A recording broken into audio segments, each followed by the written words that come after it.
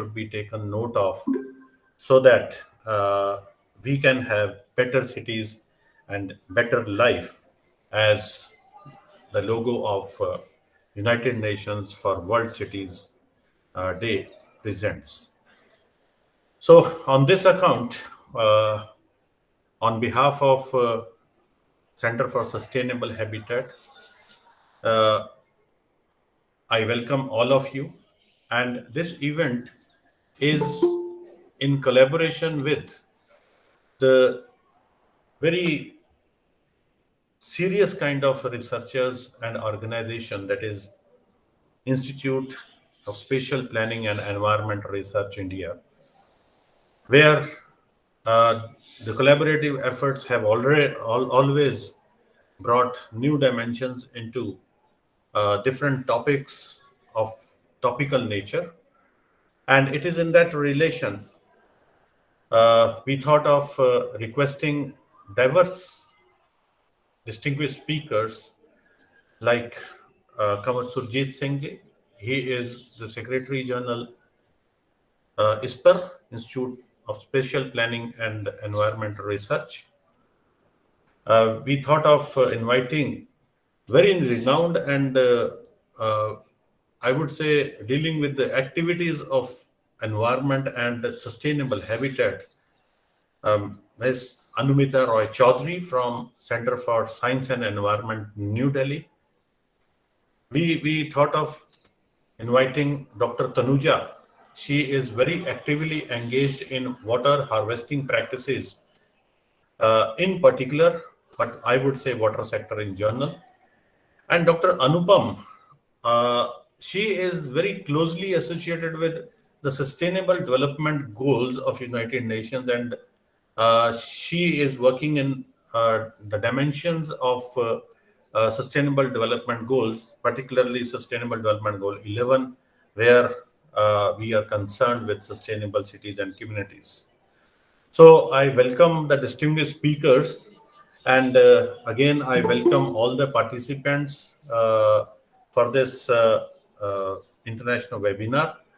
And without taking much time, I think more time should be given to the speakers so that the participants can gain. And I would request all the participants to be interactive. Note down your questions, and you can put your questions in the chat box. And after the presentations, we will be having a question answer session. And the sequence of presentation would remain as Mr.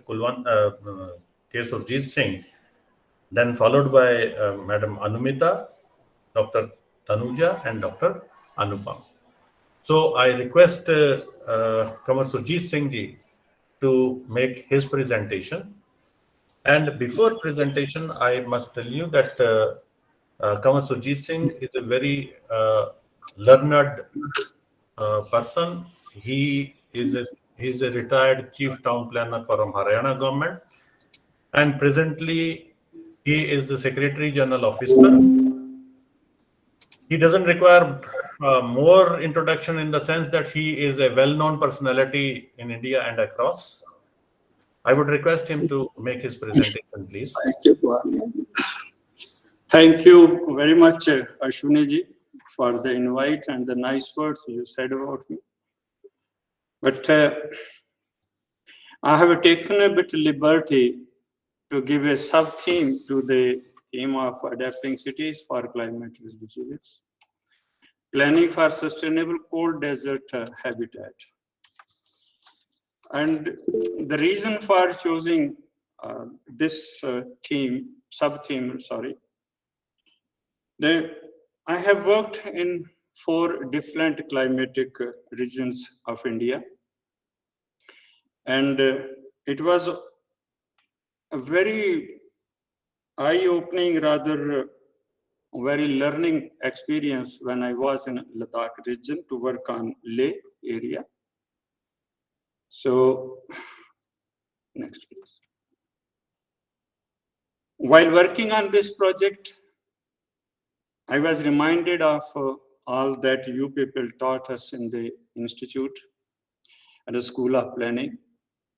and various interactions that we had during various seminars, the workshops, and video conferencing as well.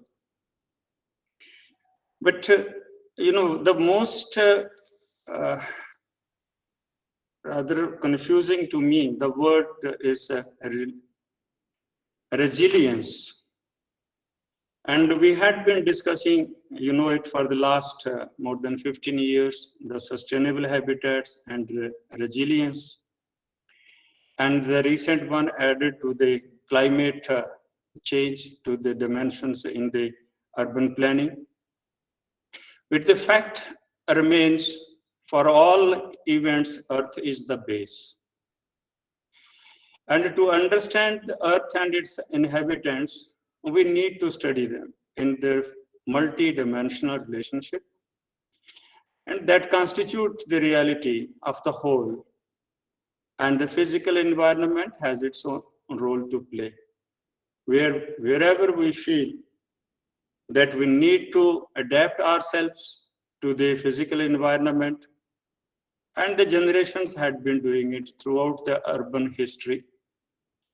But the fact is also that the urban planning itself is amorphous. It has yet to establish itself as a most scientific approach.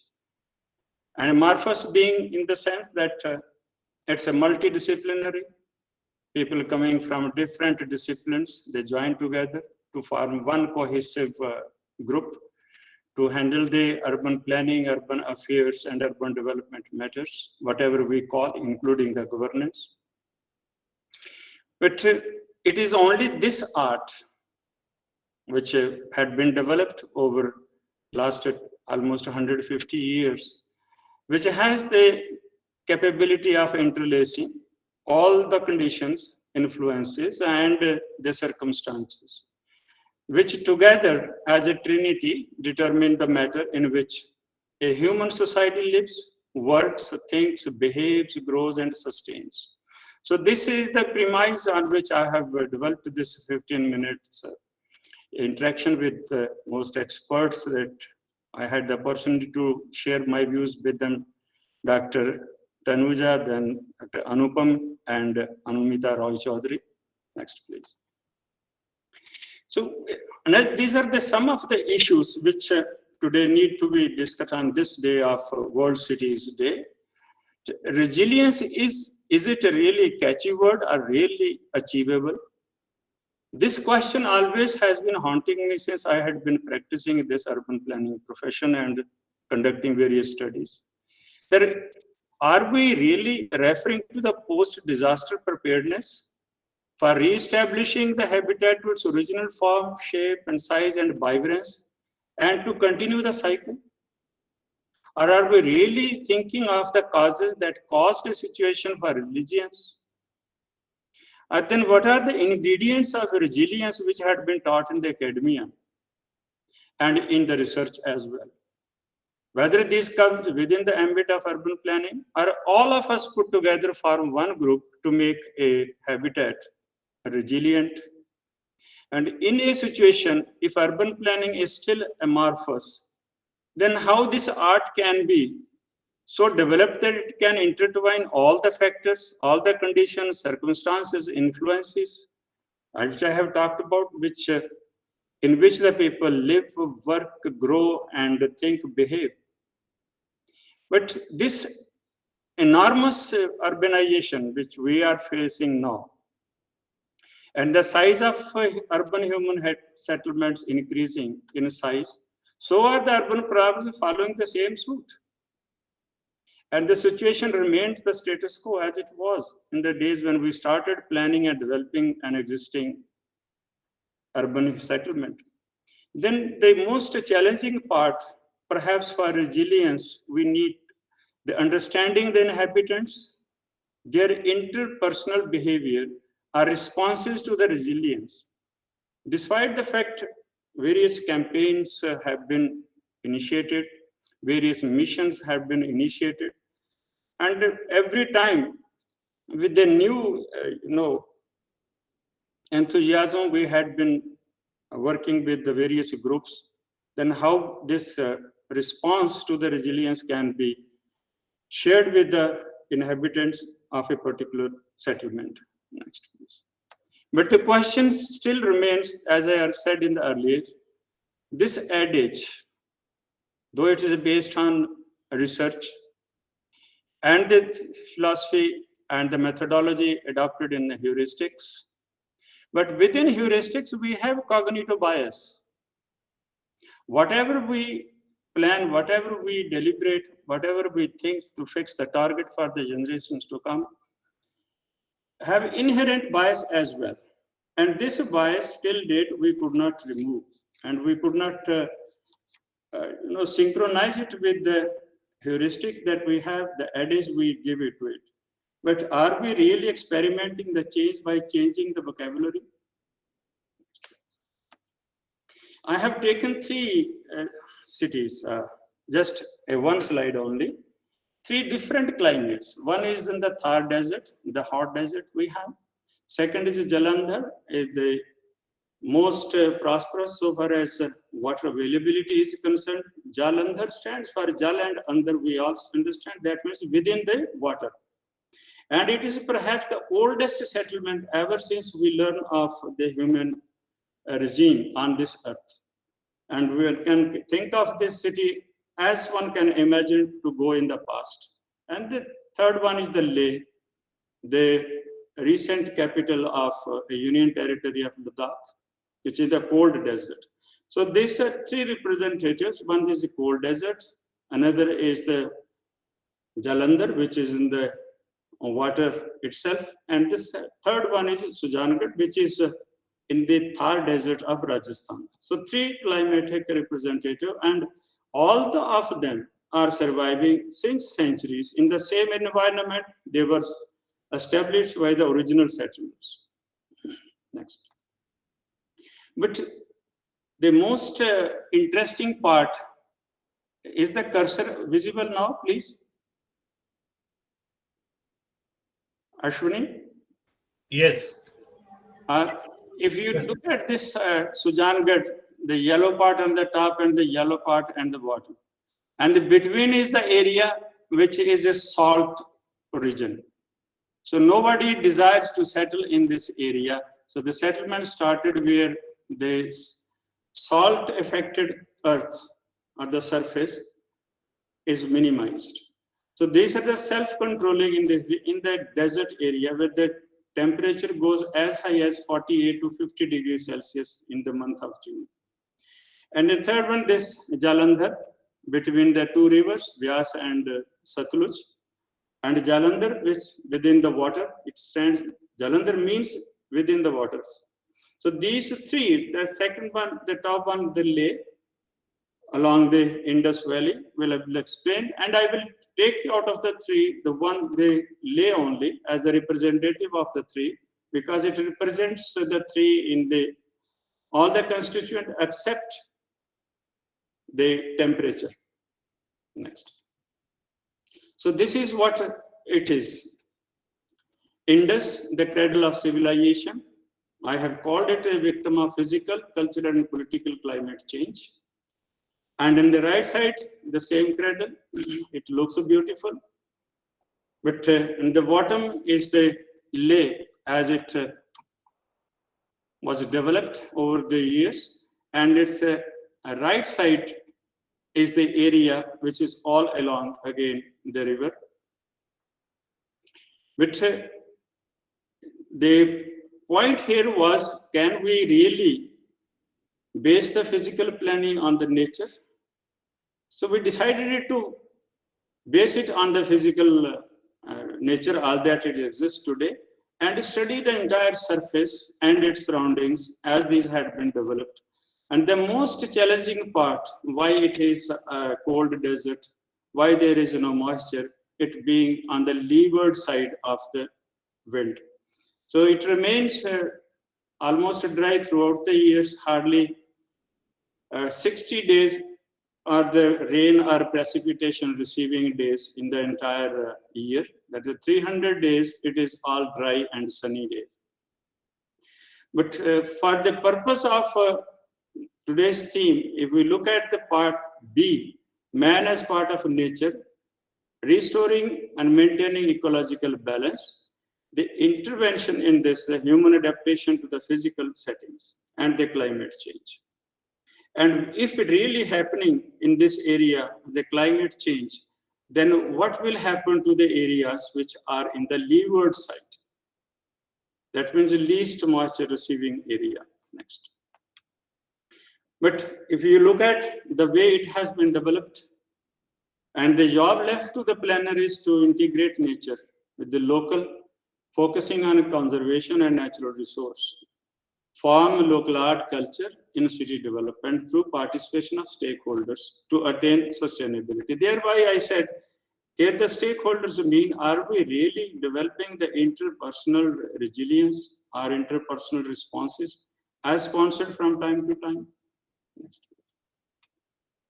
So now to compare the developed lay as it was planned early and the way it is expanding. This is very, challenging and rather very creating problems in the days to come. These are the areas being developed where the cloud burst is very effective in this area, and twice it had been washed away. But the second challenge is the removal of the vegetation. Wherever we have the tree, it's a white background. Here is some of the snow still remains, but wherever these had been uprooted, it has disappeared. So it became more important whether we should think of, if we are thinking of water in this area, we should think of soil, we should think of moisture.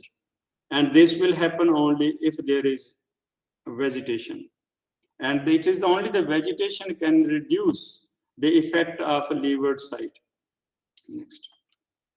So the another important, what is happening in such a small town, a town hardly of 30,000 inhabitants, but the tourist impact is such that every house you will find a vehicle. And the parking problem in hill towns is so enormous that they are using this area, which is a polo ground. This is the picture of the original settlement, which needs to be conserved.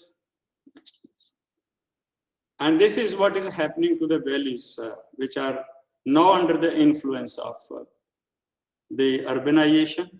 And if look at the bottom, this one, the right side, this is the, rivulet, and it's water the person is taking out. It's a subsurface flow which had been harvested in this village. It's a very close to lake. And rest all on the three fields, you will find the sand. So all the slopes are not water shedding, but these are the sand shedding slopes in this area. Next. And coming to the cloudburst disasters, this was the village Chogalamsar, now it is a census town. Over the last 10 years, it has grown enormously. And the way it had been devastated by the cloudburst, the pictures are loud and clear, they speak of itself.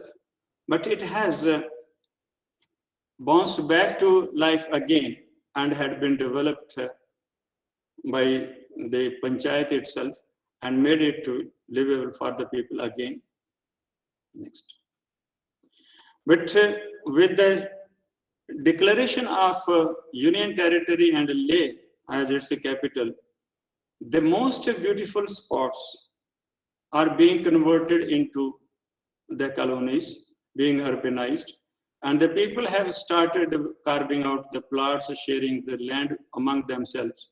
And the terrace, if you are on the left top, these are developed over almost 1 million years. We call it a paddy plain in the foothills of the Janskar Hills, a most settled terrace, and being converted into a colony in this area at the bottom of it. And the people have started developing it.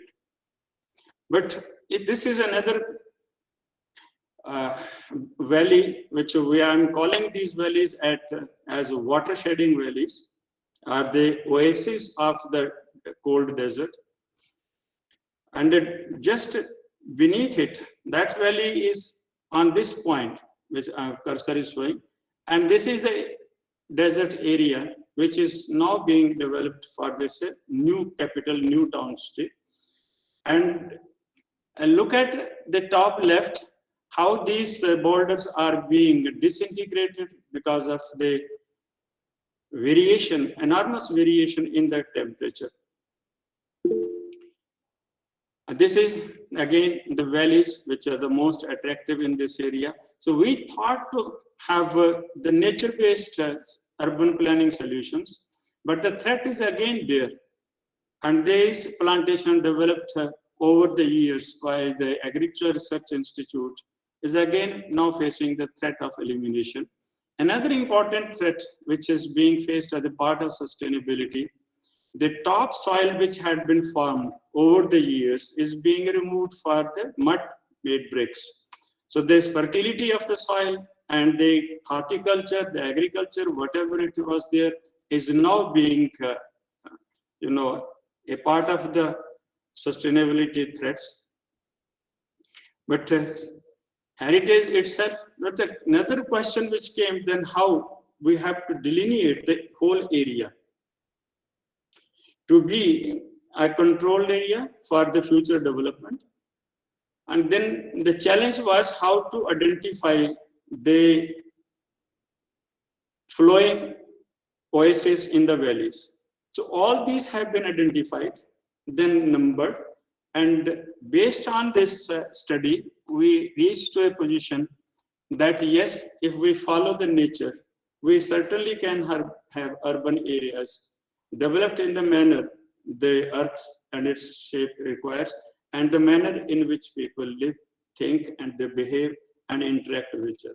This was just a brief I wanted to share with you, that these three different regions which we studied, I find that though the temperature is as low as minus 15 degrees during the month of January in Leh, but still the surface appearance, wherever the habitation is not at variance to what we have at Jalandhar, what we have at Sujangarh. So thank you very much for the opportunity given to me. Thank you, Dr. Sujit Singh ji, for your very enlightening presentation, because this cold desert is normally a leftover area in planning as such, I would say, because again, it is a case when we have students from those areas, then maybe we talk, but otherwise we are not in the cold desert situation. That's why normally in the course curriculum also this area is not that much touched. But definitely the points raised are of enormous importance. While your presentation, you have referred about three cities, Sujangarh, Jalandhar, and Leh. And in particular, you centered your presentation on the Leh and the region that is having the challenges, and you are proposing nature-based say spatial planning solutions, so that the development of the area, in particular the settlement, remains sustainable. Thank you very much for your presentation.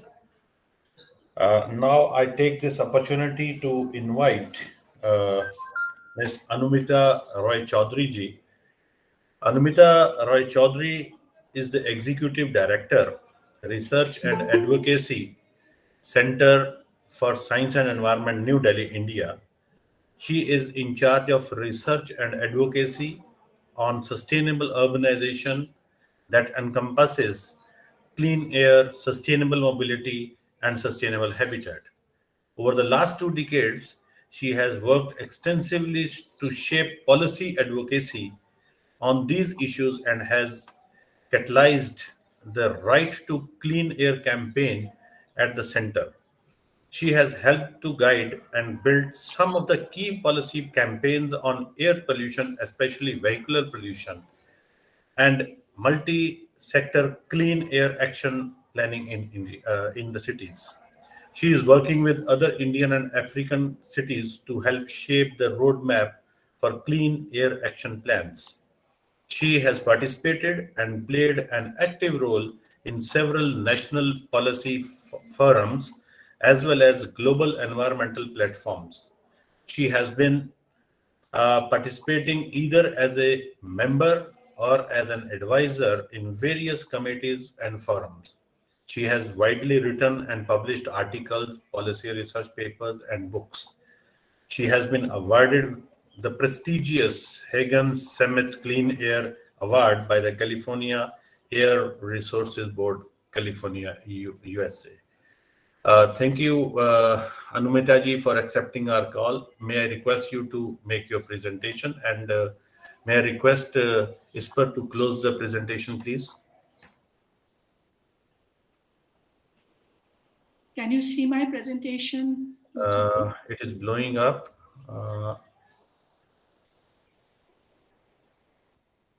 Can you see it now? Yes, it is there. Okay. Thank you. So much, Dr. Luthra, and I'm absolutely delighted to be here with all of you today, especially on World Cities Day, and I know what it means, the whole urban explosion that is happening in India and across the world, and what it means for environment, and particularly looking at it from different dimensions. This is the most topical issue that all of us need to focus on right now to understand how do we inform and shape that growth. And therefore, I'm absolutely delighted that you have taken this occasion to get the best minds here to discuss and debate the issue. So essentially, we are all looking for livable and equitous cities and urban spaces. But we have yet to figure out how do we address that challenge of balance, the challenge of growth, and challenge of sustainability. So let us understand what it means, because it's very fascinating today. And as you know, that today onwards, the world has convened in Glasgow to discuss the next climate treaty. And all eyes are on Glasgow today to know that how the world is going to come to a conclusion and come up with a strategy to be able to stabilize temperature rise below 1.5 degree. And that is one of the biggest challenge of the century that we are facing. And what it really makes it so much more challenging is the fact that for the first time now, we are also looking at a city as an entity of resource guzzler. And we all want to know that how do we tame the city as a resource guzzler and as an emitter of toxic pollution and emitter of greenhouse gas emissions. Now, as you know, that the International Energy Agency in July 2021 has said that more than half of world's population live in cities. And this is going to increase to almost 70% by 2050. And not only that, that the 2/3 of world's energy is consumed in cities already, only by half of world's population. So cities are responsible for 80% of the global GDP, and therefore we can understand that how a powerful economic, the urban economy is turning out to be. And cities today collectively consume about 75% of world natural resources and generates 50% of waste and emits 70% of greenhouse gas emissions. So therefore, just understand that what it means for each one of us, that if we have to therefore now control emissions, control resource guzzling in our city, what is it that we need to do?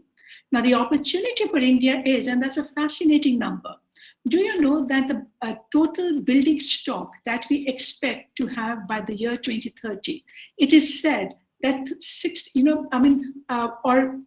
in that time horizon, they're saying that 60% of the world, the India is not yet been built. And that is really powerful. So Now, what are the dimensions of that urban challenge that we are already facing? Winter is around the corner, it's already on us, and we know that how pollution is going to hit us. And this is Delhi's smog, and how what is doing to our public health. Each and every city today in India are in grip of toxic pollution, and that's no wonder that the air pollution has emerged as a top killer.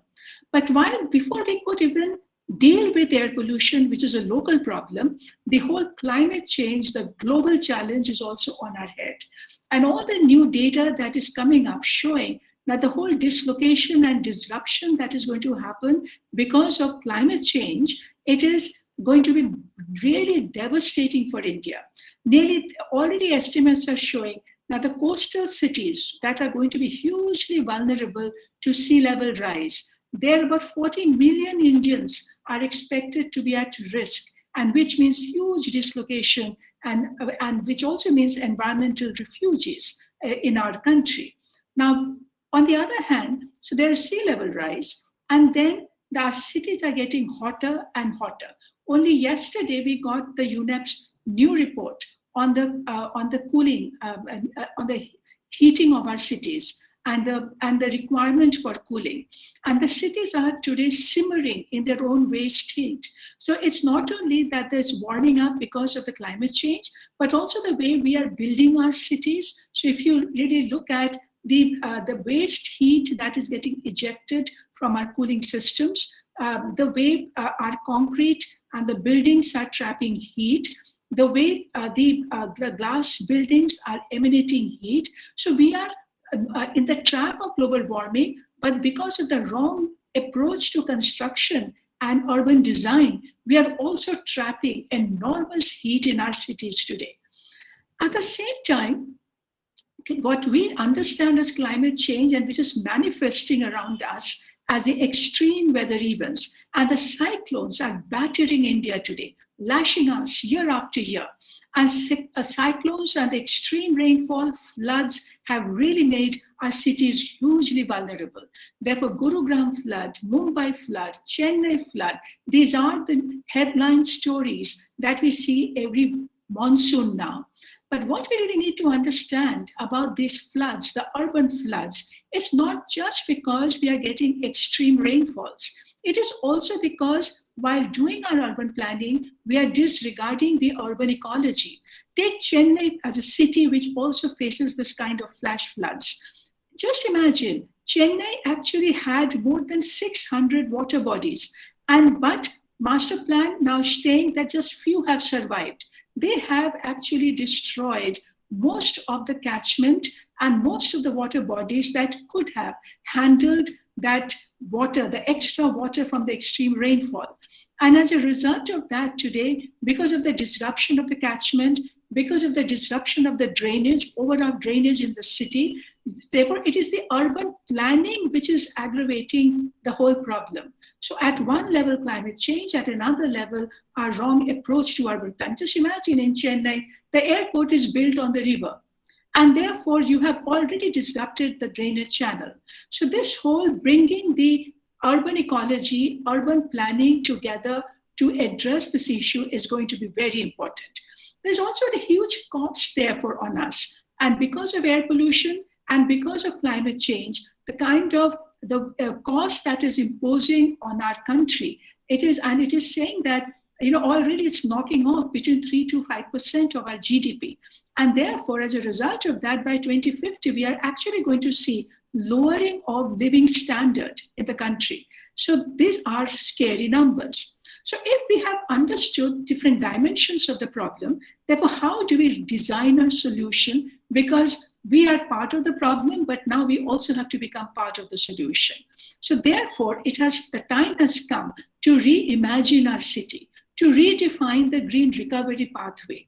So in that, the key elements that we need to focus on are equity in space and environmental justice, energy transition, mobility transition, circular economy, sustainable consumption, localizing change in cities, and you need people as partner to change the practice. Now, if that's what we are looking at, so let's very quickly look at some of the key dimensions of the change that we want to look at. The first fundamental is about the equity of space. During the pandemic and the hard lockdown, just remember this heart-wrenching, the visuals that we saw of all the migrant districts, that the poor people in our cities, the migrants, how they were flushed out from the unlivable conditions. And these are the pieces that has hit all of us. And that showed, and for the first time, we actually became so conscious as a community that, how unlivable most of our neighborhoods are. Imagine Dharavi in Mumbai, where 8.4 lakh people, they live in 2.4 square kilometer. That is the kind of unlivable density that we have seen.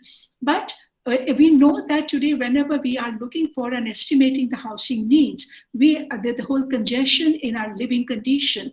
But the question that we are confronting today, that how do we build safe and inclusive neighborhoods? And how do we build confidence in high density, compact and mixed use development for sustainable growth of our cities? Because right now, wherever we are seeing the new growth happening, because government has come up with several programs on affordable housing and other housing schemes. But whenever we are looking at in CSC, when we did all this research, we found that how the market is marginalizing and peripheralizing the new development. So across all cities, whether it is Mohali or it is Gurugram, whether it's Noida, everywhere we are finding that the new development and the new housing is actually happening outside the city limit and from far away from the city center. We are forcing people to go and live far, far away. And that is not only creating infrastructure, that is locking in enormous pollution, energy intensity, and carbon, but it is also adding to the hardship and the economic hardship of the poor people. And even the relocation, because the poor people who live inside the cities, because we have not been able to work out the equity in space, therefore the relocation is further taking the poor and the service class out of the city. Even inside the city, when we did the survey in different neighborhoods of Delhi, we found that how the unlivable and how poorly planned most of the neighborhoods are, where the accessibility is a major challenge. And there's a limited access to amenities in settlements. And as a result of that, it increases travel requirement because people then have to move and travel out of the settlements and travel long distances. And that is also adding to the whole problem. So this also disenfranchising people, because if you cannot access your essential services like healthcare, education, job center, that means that you are actually forcing people to live in absolute optimal conditions. And that is also increasing the whole energy intensity of the growth. It is ironical that when we are investing even in public transport, which is meant for the masses, but the public transport itself, whether it is a metro system in Delhi or a BRT system in Ahmedabad, even that, instead of integrating the most of the people and the poor people with the system, they again become the reason for taking them out of the city. So if the equity is the first principle of sustainability that we will have to look at. Second are, and I'm going to give two examples, one from the mobility side and another from the urban planning and the construction side. When you look at this visual, you see the air conditioner and the car. And I always believe that these are the two modern inventions that have transformed the way we do our urban planning and design of the buildings. That if there was no car, we would be designing our city on a human scale. And if there were no air conditioners, we would still be designing our buildings for thermal comfort, which is not happening anymore. So cities today are losing the battle of the car bulge. And there is a misconception that more vehicles you get, more roads you need to build, more wider roads you require. But we know that that is not sustainable. And we have to now find a way of reducing the traffic load and redesign the city for the people. Because more car-centric road design we do, that locks in enormous carbon and pollution. And these engineering solutions, changes once done, cannot be reversed easily. As you can see, this kind of road design, which is happening in each and every city of India today, this is forcing people out. This kind of design do not allow people to walk or cross the road at grade, force people to use foot over bridge, you walk long distance to catch a metro or a bus, and more inconvenient it becomes for people to use public transport or walk or cycle, then we are going to use more and more personal vehicle by force and by design, not just because we are affluent. And this fundamental principle we have to understand, because today in each and every city, we are just barricading roads. We do not allow people to cross where they need to cross to catch a bus or to do their other errands. And as a result, people are forced to cross in a way that is increasing and damaging road safety, compromising road safety, increasing accident risk. And understand that each and every public transport trip begins and ends as a walk trip. And therefore, if the access is unsafe, then even if we invest in the fanciest BRT or the fanciest metro, we will not use those systems. But some scale of change has started to happen. It is therefore very heartening and optimistic a change that we are seeing that, like for instance, this is Ajmal Khan Road in Delhi and also the Chandni Chowk in Delhi, where they have actually moved the cars out and they have reclaimed the space for people, for walkers and cyclists. And this is the kind of change which has begun to happen in our cities today. And we want that it's happening in small scale in different cities, but we need to build a huge scale for that. This is the lesson that we have got from the other parts of the world, especially during pandemic. And even when we are investing in different types of public transport, whether that's BRT, metro, buses, paratransit, we need to have system design to integrate them for easy transfer from one mode to another transport. The other dimension of the sustainability is that we cannot go for sprawl. In fact, most of the development, urban growth that is happening in India today is happening outside the municipal boundary. And as a result, we are sprawling. So at one level, you have unlivable periphery. At another level, you have gated development, and we are sprawling. Now, we know that a compact city can save almost 10 to 30% of transport cost, reduce travel demand, increase productivity, reduce traffic and casualty rates, and therefore development requires less land, and we can have a lot more energy saving and emission reduction. India has adopted transit-oriented development policy so that we can build closer, mixed growth, mixed development, and all these new typologies have begun to emerge in our city. But unfortunately, even though this is a good sign, but unfortunately, most of the development are gated development today. And that is going to create a huge problem, because the more you sprawl, more gated development you do, you also make the city more unsafe and more vulnerable to crime. So by design, we have to build more eyes on the street so that people can see each other, and not these tall walls all around the development, which makes the lonely edges. So the one big lesson from the global, the other parts of the world is that they have learned from their mistake, and they are undoing the mistake. So they are actually destroying the expressway, the flyovers, to reclaim that space for the people. But then we are not learning from their mistake, but we are repeating their mistake. And that's not the way to go. And my final segment, I also want to say that if you move from the mobility to the way we are designing and doing our buildings, there's a frenetic construction of housing happening in India today. And the huge amount of the new construction that is going to happen, and with a lot of incentives that are being given by the government to the construction agencies.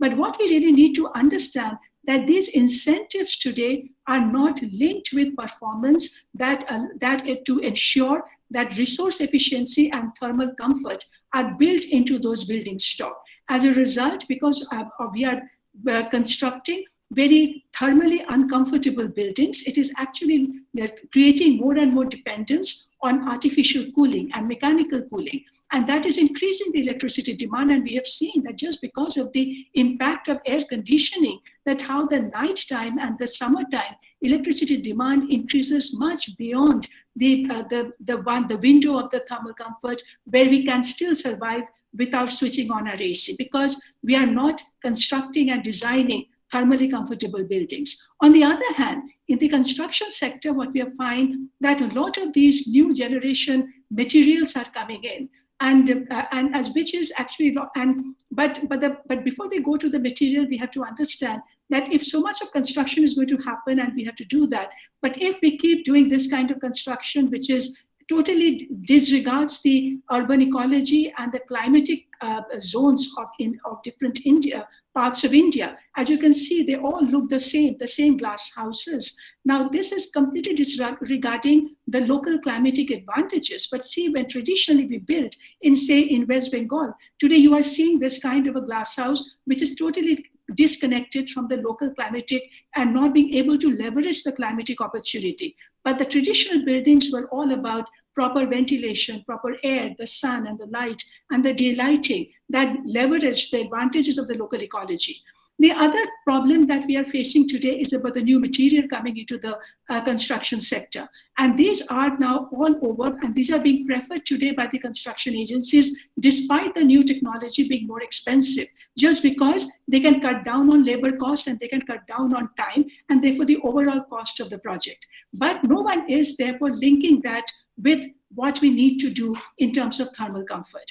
Now, therefore, but again, as we have seen in the case of mobility, there are a lot of good approaches are emerging today. The progressive architects in our country who are bringing back the local wisdom of the different climatic zone to design differently. And that is the way we need to move forward. And this is the most important changes that we are beginning to see in different parts, where even like all this dome architecture, etc., which reduces the material intensity of the new construction, getting adapted to modern building. And the other dimension, and that is a very encouraging and the optimistic thing, because we have seen that as part of the government's affordable housing program, the poor people are doing a lot of self-construction. And here the progressive architects are coming forward and helping them to understand and giving them a new design and material understanding so that they can build properly for themselves. And this is the kind of strategies that we require today to even allow the poor people to build properly and adapt local material and to have more climate resilient buildings. And in the same construction, they're also bringing in the circularity, because building is not just about where you live and feel comfortable, but the building is also the place where you are also generating a lot of wastewater, but your solid waste, your e-waste, and they're all getting dumped in these landfills, which are where you get the methane emissions and toxic emissions, and that is making the city even more unlivable. But today it is possible to do complete recycling and circularity, do proper decentralized sanitation, water conservation, waste management, rainwater harvesting, all of that to reduce the resource footprint of the building as well as of the neighborhood. And there are fantastic examples, and I know that even Guru Nanak Dev University has taken such progressive steps to be so much more resource efficient, but that therefore has to become part of the movement across the country, where each and every building should be able to adapt and conserve its resource. And not only that, the waste is not a waste. The waste is a resource. So in all the construction and demolition waste that we are generating from our construction sites in our cities, they can all be brought back to the construction as a resource, as a new material. And therefore, and we know that this is already happening. It's happening in Delhi as well as in other cities. In fact, the new Supreme Court building has been built with the recycled aggregates. So these are very important, like this is the example of the Supreme Court building being built, but we also have to remove the hidden subsidy that encourage unsustainable consumption. Like for instance, and I will just say that the parking is one of the most important manifestation of that.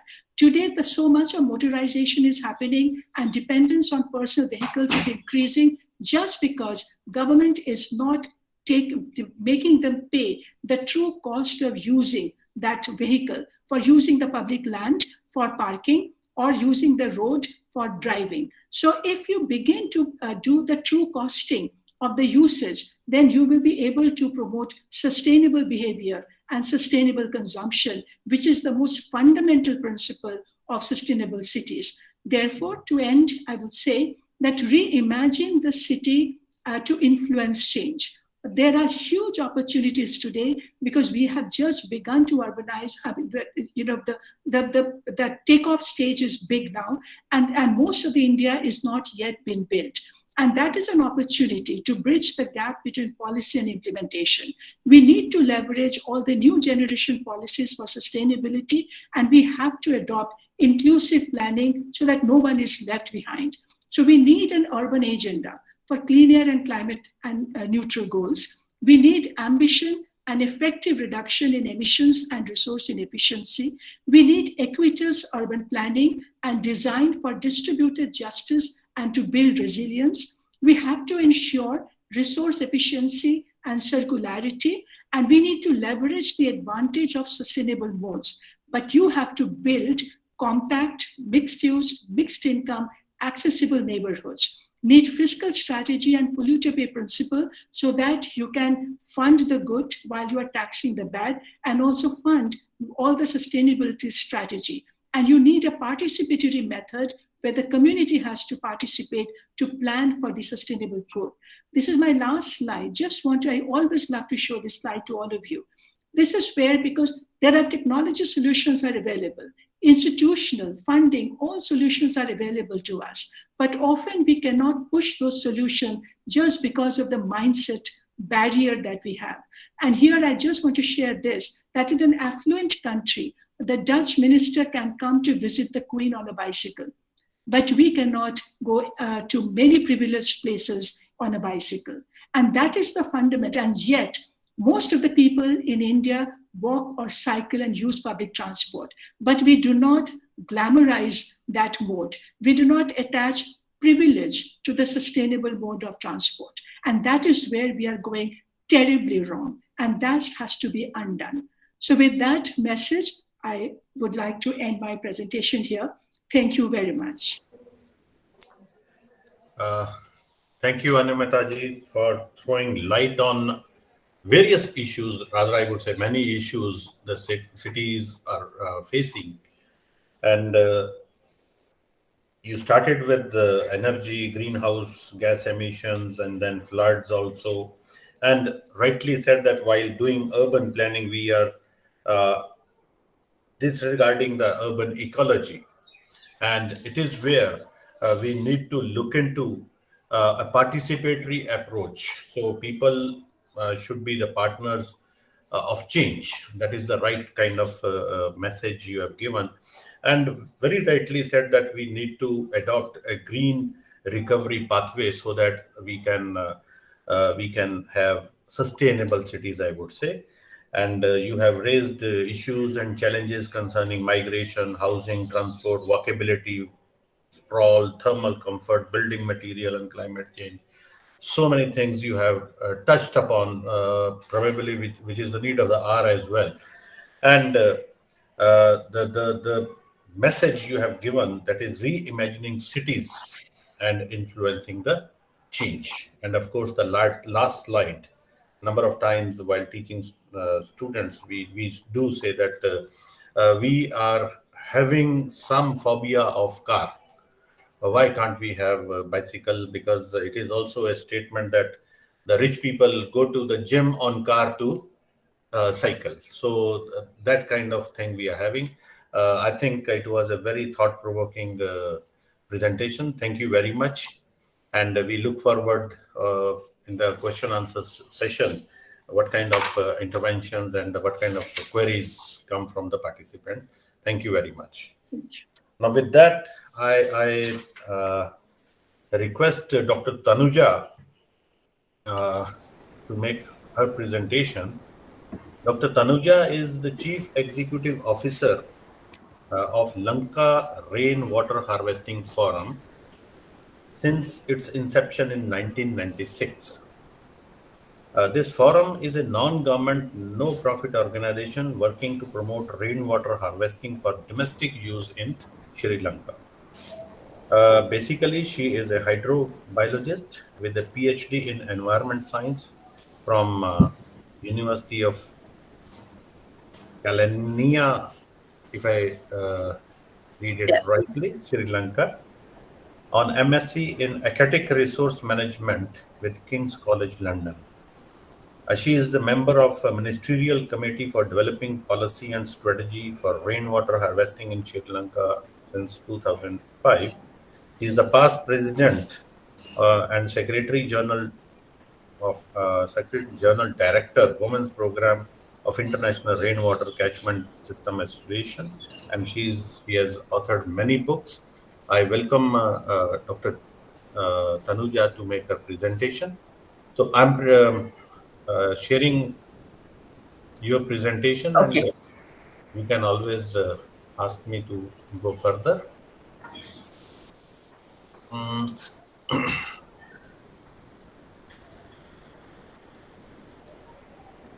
Okay. Thank you, Dr. Rutra, and also for Center for Sustainable Cities for inviting me to this very important forum on this important day of World City Sustainable City Day.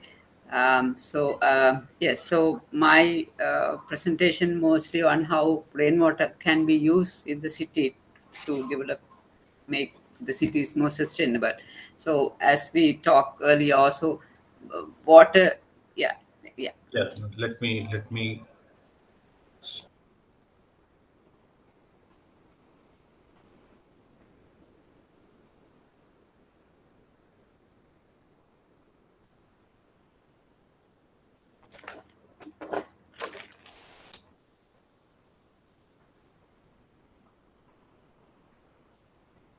So many cities has water crisis, especially during the drought season when there's no rain, there is lack of water, so people has to often bring water from outside or queue out to get water. And during the rainy season, the cities get flooded with rainwater. So in this instance, rain is thought to be something bad for the cities. And again, when due to water pollution, because most of us use the water waste to remove our waste or send our waste. So the water waste get polluted as well. So, and get blocked and cause flooding as well. Next, please. So main threat to city water is water scarcity during dry season or lack of water supply, especially for low-income house premises. They don't have proper water. Actually, it is said that low-income house city dwellers spend about 50 times more for their 1 liter of water than their rich counterparts in the cities, because they have to buy water from vendors, etc. Then there is a decrease in water quality also due to water pollution. Then due to over abstraction of water, groundwater, there could be some overuse of water, as well as salt water intrusion, also due to climate change effect. Because of the sea level rise, there could be salt water intrusion into the rivers as well. Then, of course, during the cities have floods during rainy season, and then the water, wherever there is water supply lines, for pipe water supply lines, often there is water leakage. In fact, in some cities, there's up to about 50% non-revenue water, or due to leakage of pipes, because of the old pipes that has been there for sometimes centuries. They leak and it's not detectable, so there's a loss about up to, in some cities, 50% of the water is leaked. So that is money going down the drain as well. Then cost of delivering water. So for many cities, water is delivered from long distances, up to sometimes about even 500 kilometers. I have seen some cities. In here in Colombo, our water comes from about 60 kilometers away. I'm sure in similarly in many cities in India also similar same situation is there, where you have to bring water to the city from long distance, which costs a lot of energy. For pumping water from long distance, as you know, is high cost. So that is another threat to the water as well. Next, please. So if you think about rainwater that is falling on our land, or on our city's land, uh, if if you are in a rural place, because of the flora and the trees and the situation there and the surface water collection places, only about 40% of the rainwater that falls onto that area goes off as runoff, because there is room for soil to absorb the water as well. But if you come to city, most of our cities are covered with, roads are covered with tars, garm, sorry, premises are covered with concrete. So we cover most of our surfaces with hard material. So there is no room for water to seep into the ground. So which would result in flood situation, as you see. So about 60% of the water that falls onto our cities goes off as runoff and can cause flooding as well. Next, please. So what is the answer? Is collecting rainwater where it falls, when it falls, storing it, and recharging the ground. Can you again, next one, please? So storing can happen either in a vessel, or you can direct the water to the groundwater table and recharge the groundwater table. So that is what is meant by rainwater harvesting. Yes, please. Next, please.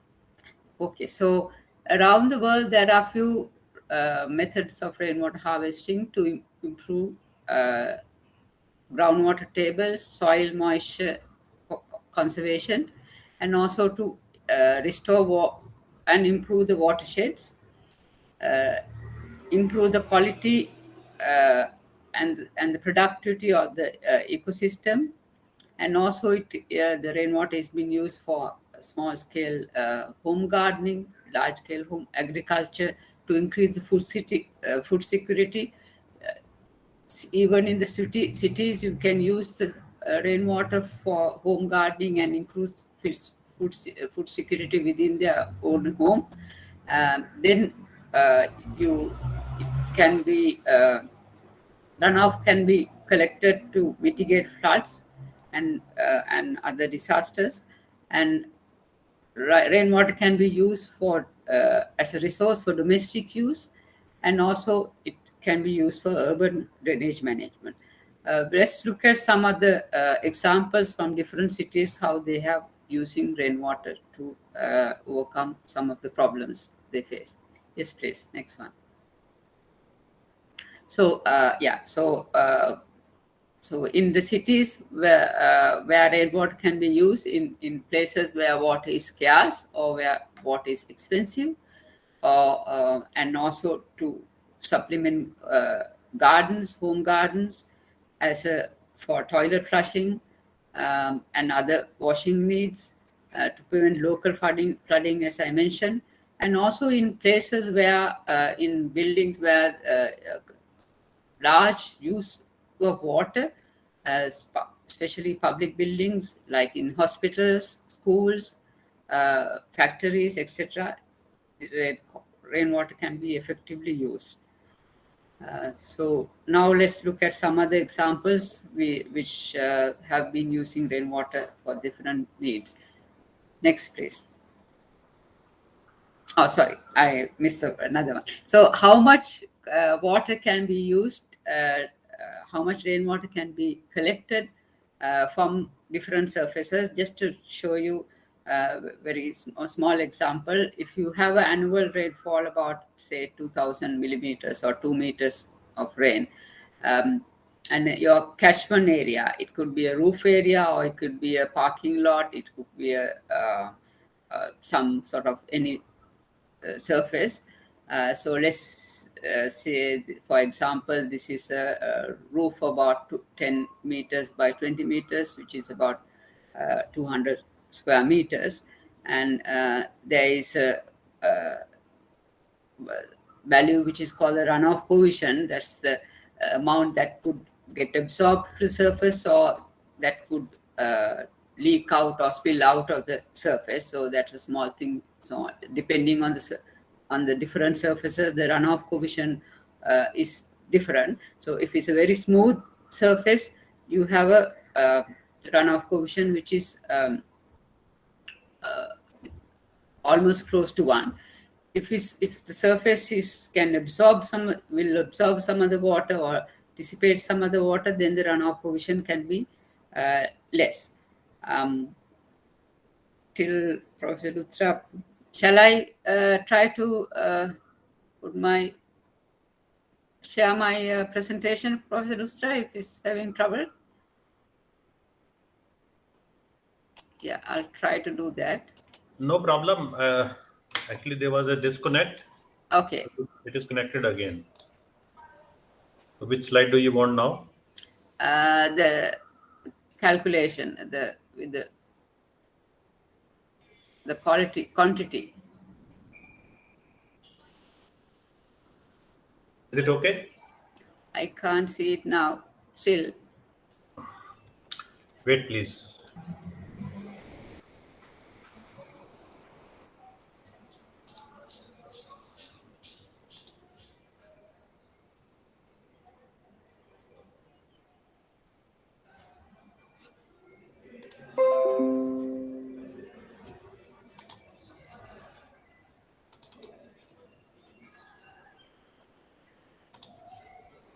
that one, yeah.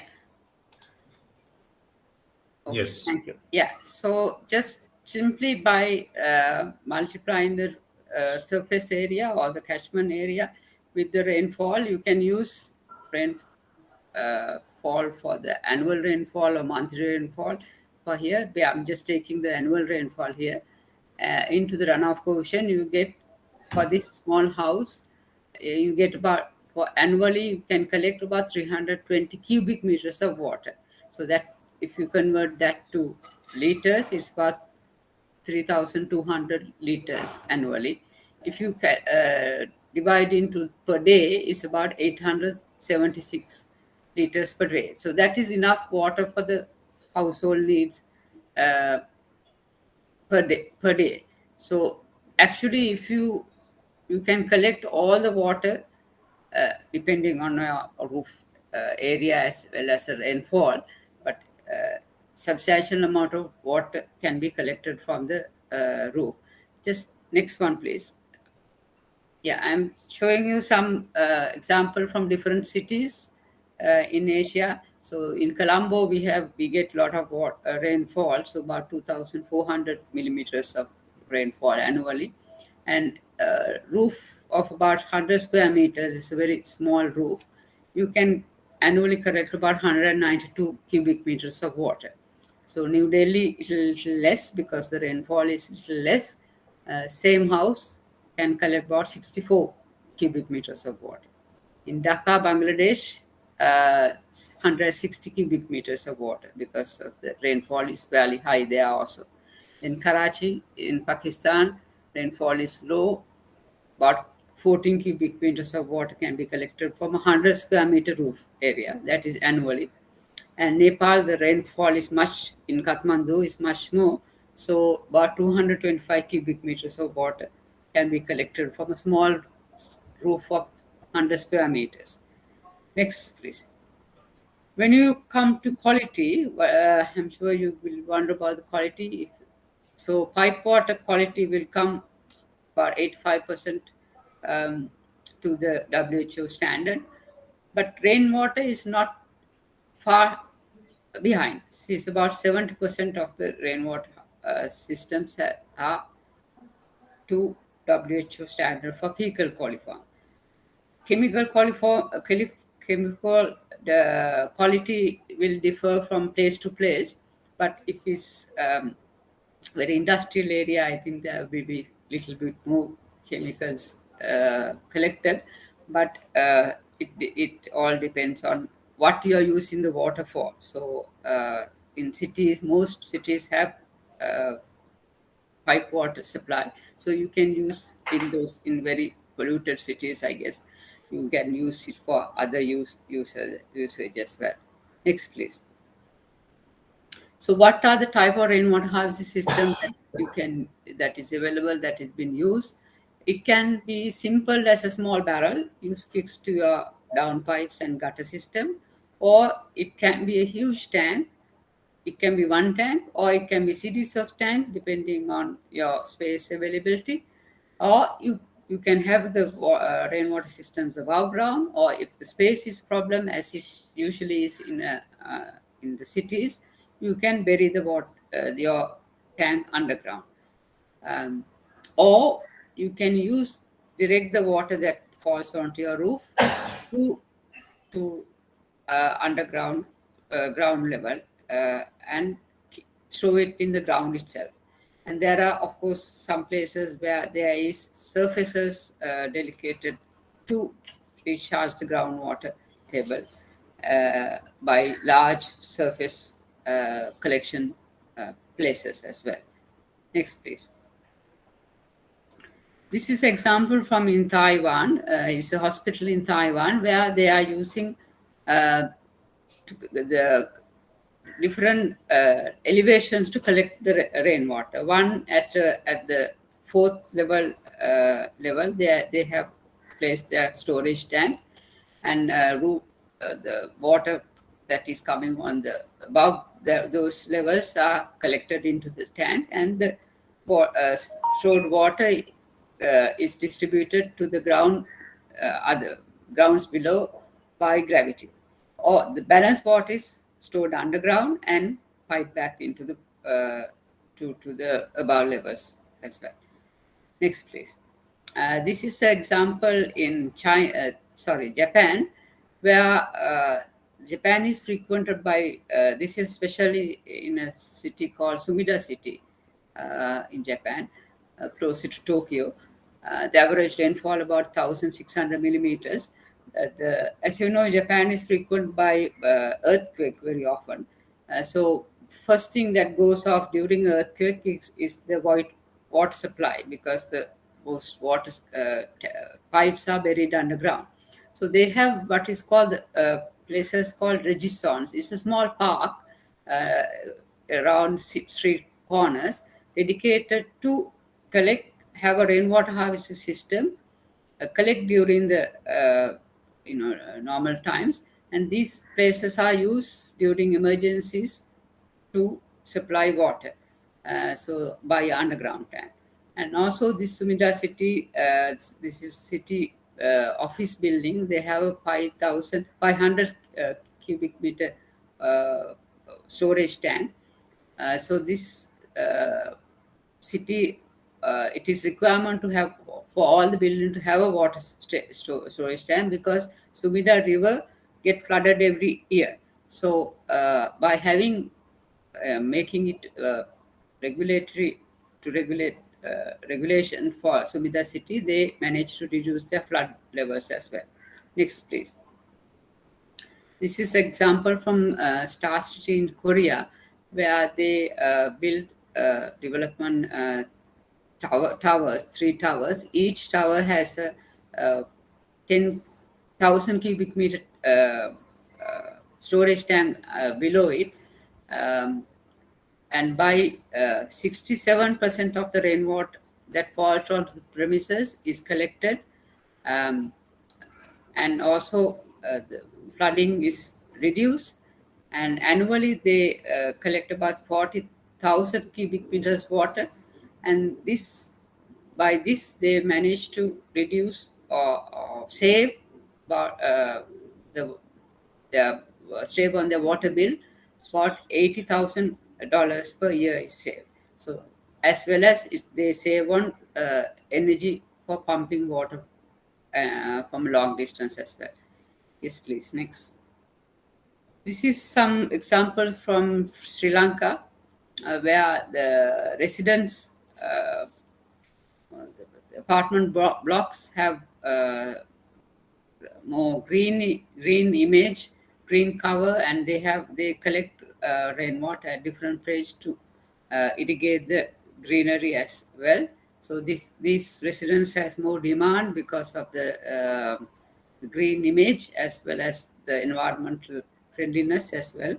Then Millennium Information Technology is an IT company which use 70% of their water needs are met with either with rainwater harvesting or wastewater reuse.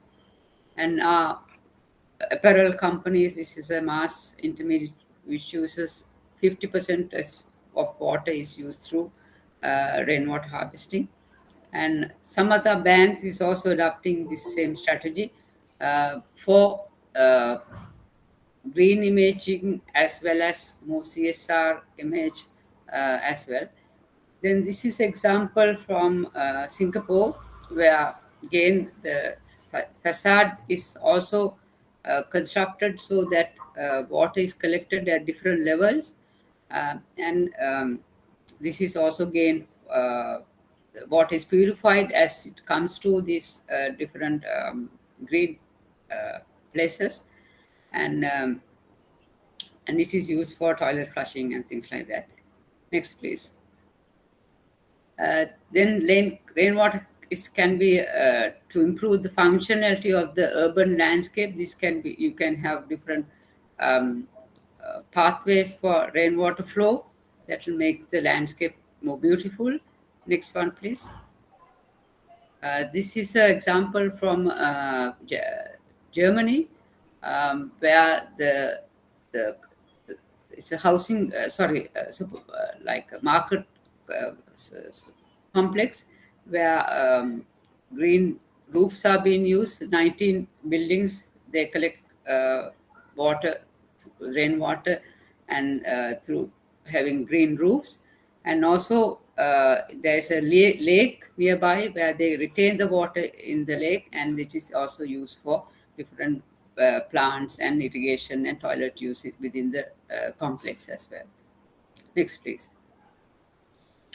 So many countries have legislation or offers incentive to use rainwater. Texas, Seoul, Australia, many states, it is mandatory to have a rainwater harvesting systems in some states, and also they offer through rebates to as an incentive for people. Sri Lanka also have a regulation that new buildings that are coming up above 500 square meter roof it's mandated to have rainwater harvesting in the urban areas and municipality areas. Taiwan is another country, Philippines, Ireland, and of course, you know, many states of India also it's these regulations are there. Next, please. So this is the green buildings guidelines also encourages to have rainwater harvesting systems. Yeah. So next one, please. So to last slides, to rainwater harvesting can achieve few of the 5 SDG goals. That is, it can be used as water supply and sanitation system, climate adaptation for drought and floods, in urban areas to reduce flooding, and also to save energy for pumping for long distance, improve water quality, SDG 14, and also to SDG 15 is to also improve above biodiversity, enhance biodiversity, increase the groundwater, and reduce runoff as well. Next, please. Yeah, thank you.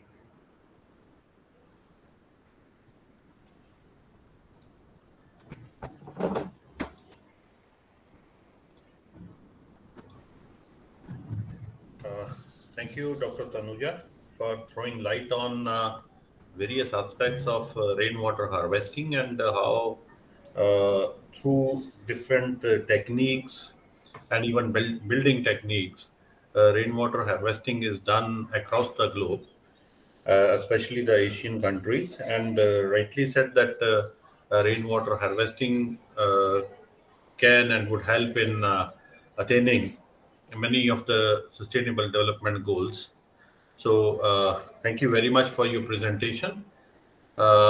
Maybe we are having questions on rainwater harvesting because this is a very touching kind of topic to many.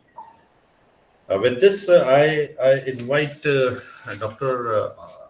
Anupam Dr. Anupam is working in the United Nations Center for Regional Development, where she contributes in organizing the annual intergovernment high-level policy forums, regional 3R and circular economy forum in Asia Pacific region since 2014.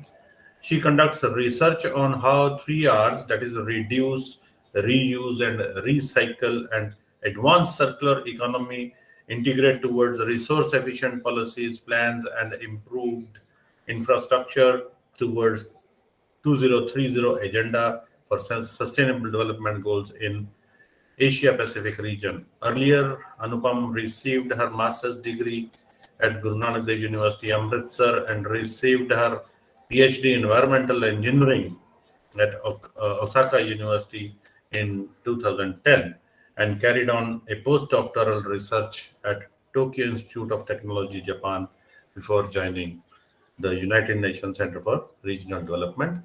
I invite Dr. Anupam to make her presentation, please. Thank you. Thank you, Dr. Ashwini. Can you see my slide? Is it visible? It is coming. Yes. Can you make it full screen? Okay. Yes, it is on. It is on. Okay. So like the theme of today's meeting is about we are talking about World Cities Day. So the UN theme is basically about adapting cities for climate resilience. So I'm talking about in this presentation in three aspects, because already previous presenters discussed about the climate change and transportation part. So this time I'm more focusing on the waste management part. And I will show some slides related to the transportation and climate as well. So first, Dr. we Anupam, talked about. Dr. Anupam, can you put this hide? Can you click it? Hide button beneath. Yes. Yes. Is it okay? Okay. Thank you. Thank you. Thank you. Okay. Yes. Go on, please. Okay. So the theme of the UN meeting of this World Cities is basically adapting cities for climate resilience. So in this adapting cities climate resilience, like in previous presenter already discussed about the resilience part. So I'm showing here the overall framework which we need to discuss, and which I'm going to discuss in the later in my presentation, is first about the climate awareness related of climate change adaptation, and inspire effective climate actions at the local level by sharing the knowledge. And the third part is most important part about the contribution and implementation towards the new urban agenda and Sendai framework and main SDGs agendas. So when we talk about the theme of resilience, so why we are talking about resilience basically? Because resilience is the ability which we can recover from we can adjust or recover or change the product from the surface part. And the second is it's a physical property of the material that can retain to the original shape. So I'm not going to detail in these definitions because already we discussed about the details of resilience. So here we talk about resilient cities. So in resilient cities is mainly beneficial for the economic sector as well as the social sector. So I pair here the three DPSI framework. In this framework, I will show where the driving force can affect the pressure. So driving force like urbanization or energy consumption factor, transportation industry, waste composition, they put pressure on the waste management and gas emissions and pressure on the groundwater and recharge. And the same, it put the state which we discussed about the degrading of the air quality and water quality, like in previous presenter discussed about the water harvesting presentation. And the next is about the impact, where impact on the human health impact, social impacts, and decline our biodiversity part. But the responses is basically mainly for the national and regional policies and adaptation and mitigation, because adaptation and mitigation responses are mainly for the climate change sector.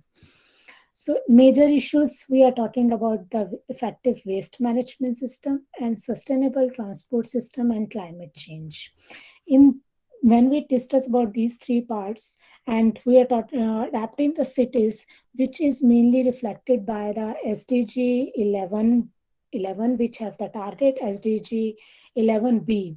Here you can see SDG 11B target is by 2020 they are written, but definitely it will extend it until 2023, and we will discuss more about the updation of the countries, how we can update the progress by the countries.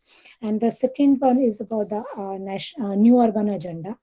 In new urban agenda, it's they are clearly right about to promoting the international and national and subnational and local climate actions, which is supporting the resilience part.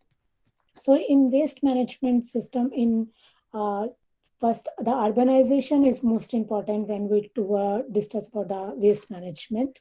So here I'm going to show you the trend of urbanization, how from 1950s to 2100, it's how the population is increasing, and it is expected in 22nd century at much more than 10.88 billion population. So as the rate of this population expanding, we have expected the generation of the waste.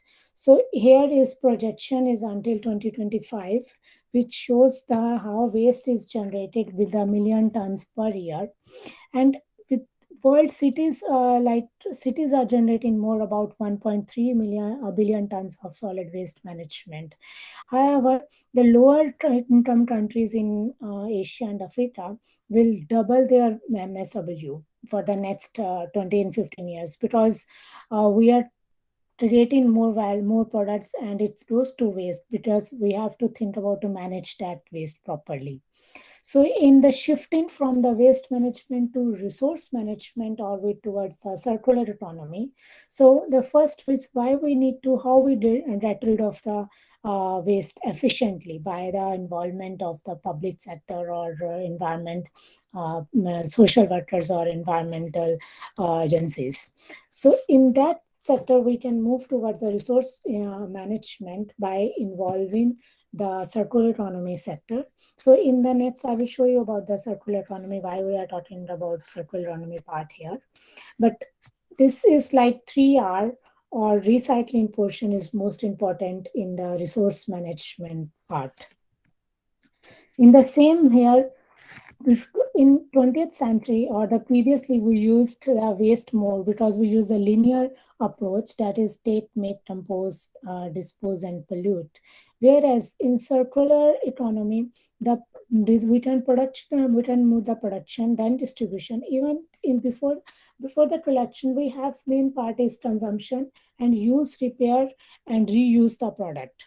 And there is very few residual waste which can be output. And this residual waste can be the input for the another industry, for the industrial symbiosis. So basically, circular economy has a strong premises for reducing the pressure on environment and enhance security of raw material and innovative technologies.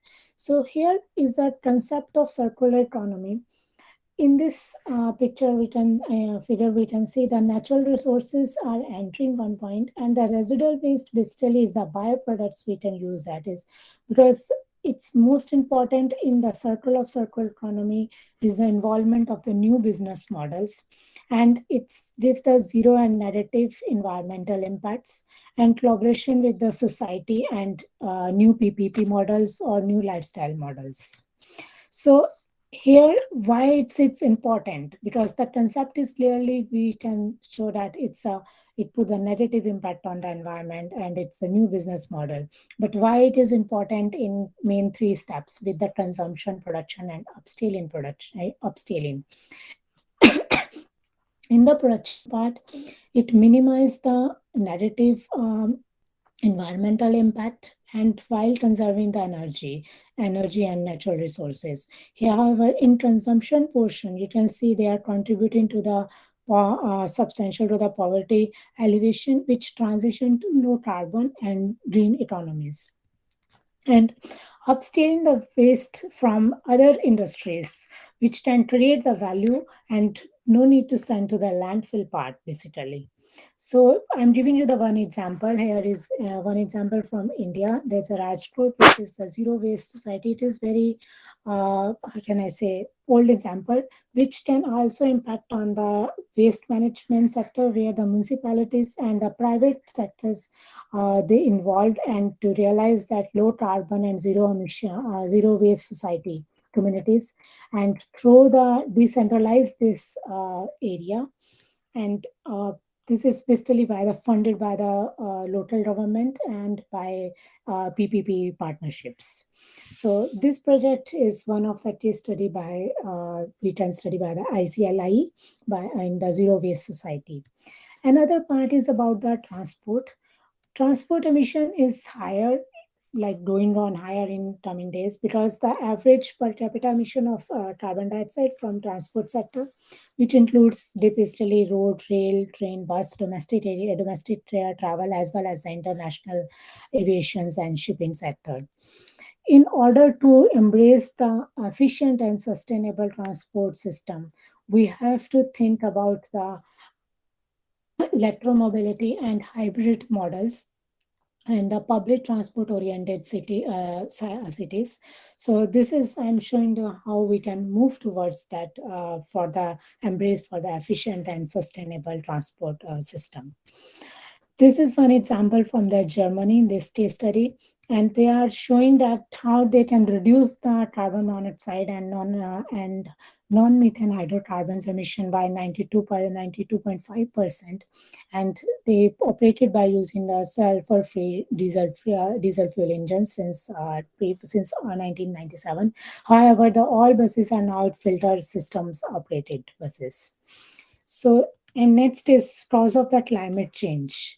So because climate change is not only, I'm not talking about the weather here, because weather we already discussed in previous presenters already showed the pictures that part. So now I'm discussing about the other sectors like waste, deforestation, transport, and industry.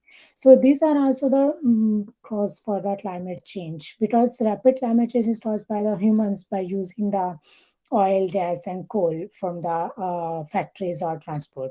So the main cause of the emission is mostly carbon dioxide and the methane gas. So in order for the cities and climate change relations, so it's basically that overall less than 2% of the Earth's surface cities consume 78% of the world energy that produce more than 60% of all GHG emissions. And more than 90% of the world urban area are coastal. Expected by 2050, is more than 800 million urban residents are affected by the sea level rise, like previously Dr. Chaudhary already discussed about the resilience part on the climate change, how the flood can affect on the countries, on the cities. So here is, I'm showing how the climate change budget, because cities are rely on the opportunities, which is mainly the possibility for the urban density can create a better quality life and low carbon footprint, which is more efficient infrastructure and planning part. In the GHG emission, I'm not going to show the detail of this picture, because I'm just going to show the sectors. Here, the sectors like transportation, electricity and heat, and industry, land use, and agriculture sectors. So these are the, not only one sector have a single, we don't have any single solution, like we can choose the one sector and solve that part. So I think cities have the ability to like capacity to lead the deal too, because they have combined with the all sectors and they can meet with the local government and national government, so local and regional government basically. So they can promote that PPP sector also in this have the ability to lead the role in contribute with the more efficient part.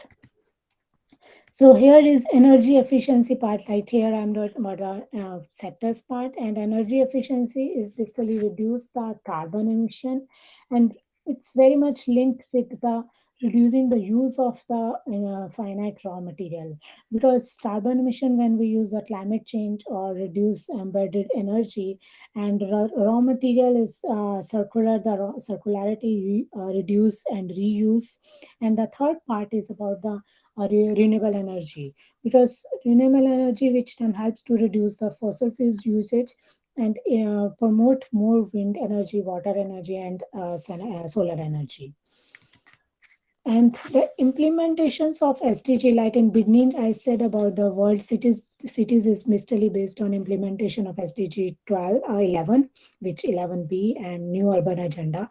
But the transition from the linear to circular economy and efficiency and resource efficiency and sustainability in transport sector. So not only SDG 11, also SDG 12 and SDG 13 and many more SDG are contributing in this sector.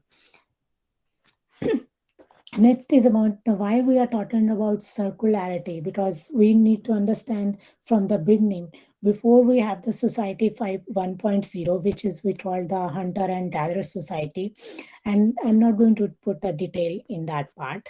And the second is about the 2.0 society, and third is industrial society. Actually, industrial society is mainly boosted by the using by the technology and machine, which we are also using in the next society as well. And then next one is the information society, which has a main driver about the communication and technologies and integration part. And the last one is ultra smart society, which is involve the connection with the basically with the industry and information, and all connected in the how can I say, combined by the artificial intelligence and capacity for the human and physical space. So here I just showed about the 5.0 society by the artificial intelligence. So what is it, artificial intelligence? Why we need a machine to intelligent by the human behavior? So first we can use the artificial intelligence for the waste management being sort by the sorting. Second, it may be useful for the agriculture part also for the research. And the third is transportation by transport sharing by the electric cars and more low carbon emissions vehicles. And the next one is the renewable and green energy. And the last one is the AI in water system. So AI can be used in many sectors for the more efficient part. Here is the AI. AI is basically interlinked with the intelligent network of machines. So there are various types of machines which are connected and used as the 4.0 industry or fourth IR, that is fourth industrial revolution.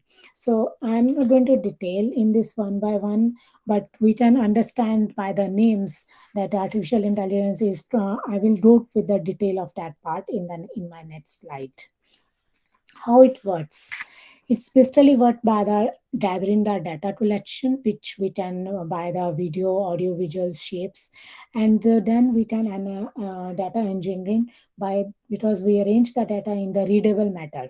And the next one is algorithm development by refining and compiling the data for the trained model purpose. And the last one is the output by the algorithm output, and because it's decisions making by the pattern which we are using for the recognition and integrate with the robots. So this how we can work with this sector.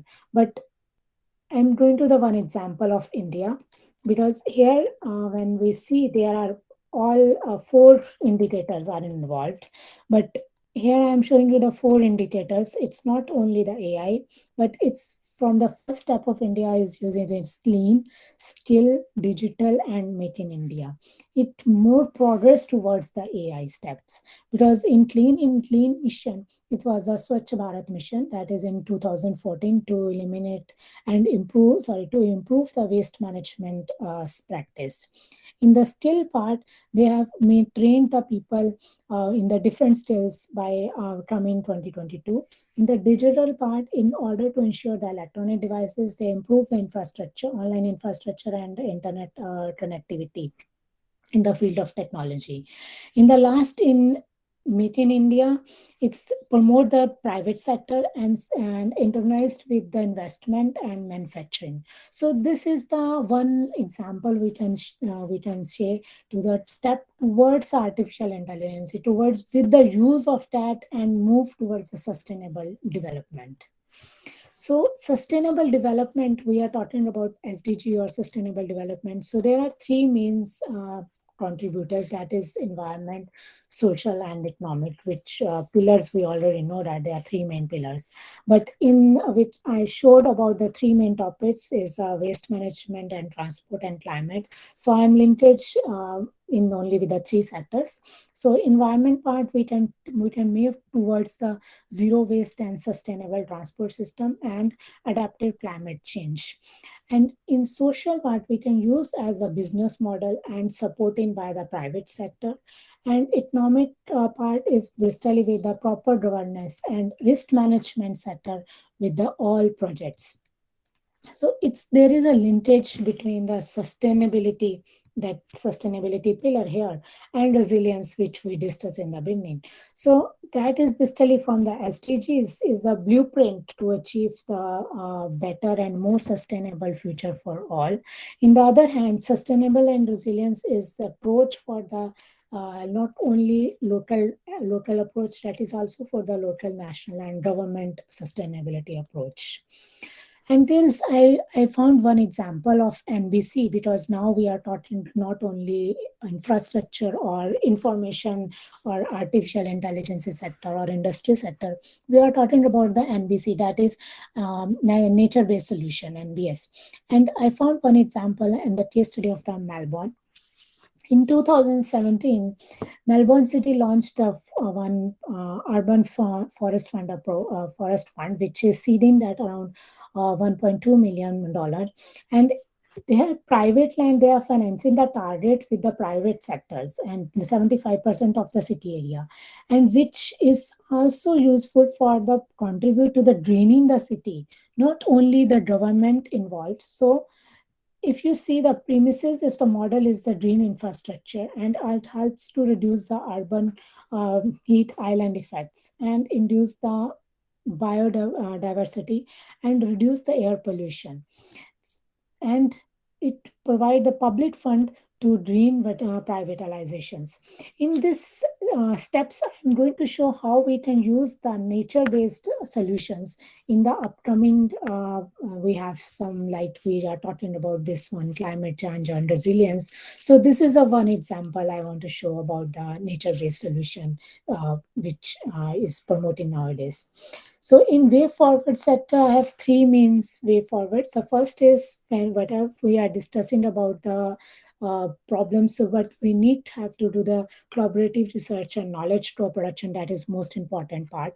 And the second is about to evaluate the environmental bonds and handle with the big data because of the innovative technologies like AI. And the next one is the business and finance model with the involvement of the private sector and public government, the government sector. So nature systems have the potential for the climate mitigation solutions, which is really adaptation measures for the cities. So not only circular economy or not only efficient sustainable waste management system can different plans to work it. So it's definitely it work with that integrated work with all sectors. So I have some home take messages. The first one is about the policy making. That is most important.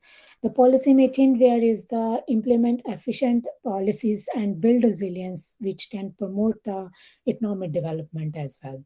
Next is about the redesigning, not only the products, about our redesigning, or we can say our lifestyle changing, because that is like zero poverty or zero waste, free, zero emission, to make cities clean and resilient and sustainable. And next one is about the technologies, because more actions adaptation for the new innovative technologies and nature-based solutions could be included.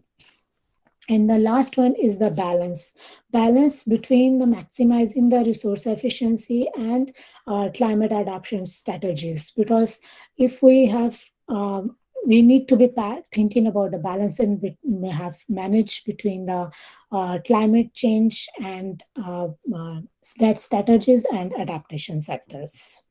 And that is my presentation. So thank you very much for listening.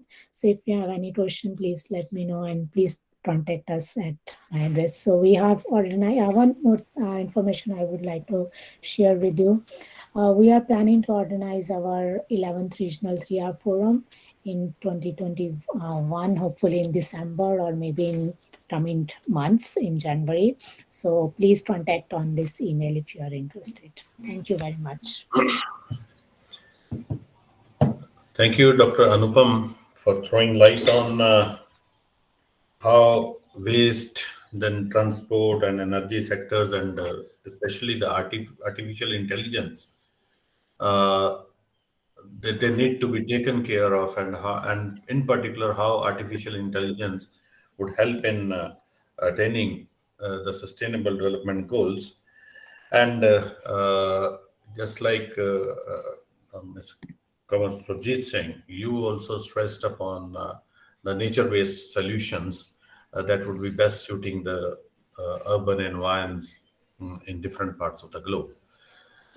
I think all the presentations were having diverse nature, and at the same time, the message was one, that is bettering our cities, bettering our future cities, I would say, for the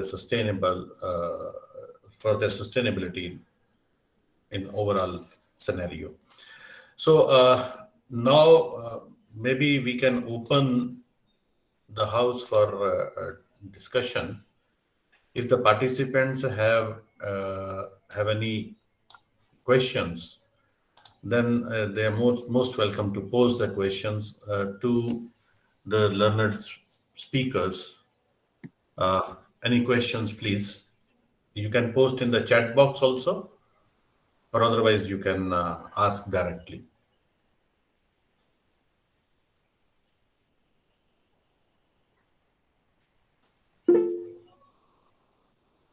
Yes, this is Umesh Sharma.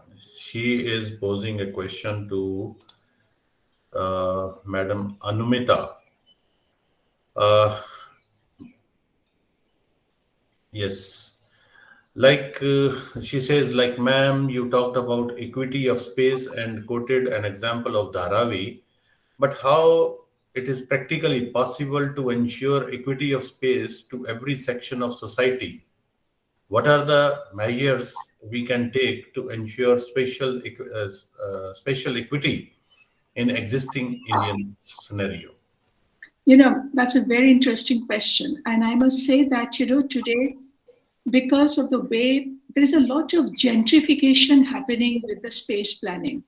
So if you really look at the way the space is organized in our cities, there is a huge divide between the planned and the unplanned, and the planned where you have a lot of these scrawled and gated principles being adopted. Now, if we can reverse that trend and ensure that you know, all the new policies that are asking for that you have to go for urban form-based code, in which in that compact form you adopt the principle of mixed use, mixed income development with you know, and with high street density. It is possible to rationalize the space distribution that will meet the requirement of different communities. But we are not doing that. In fact, today in most cities, like in Delhi, for instance, the majority of the Delhiites are actually outside the pale of planning. The most of the localities and the neighborhoods are not even within the planning process. They're unplanned colonies. And on the other hand, you have a Lutein Delhi, where the space is most inefficiently used in the core of the city. That is really a very wrong urban principle to follow. So therefore, if we can consciously bring in the equity principle and reorganize the space, a lot of it can be addressed. I hope Umesh is satisfied with the answer. If she has any further query, she can always pose. Any other question by the participants, please?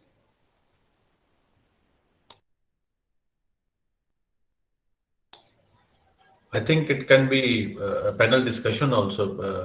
The distinguished speakers can also interact with each other so that the participants can gain more. So, Umesh says, Sir, right. I Yes. would like to add something.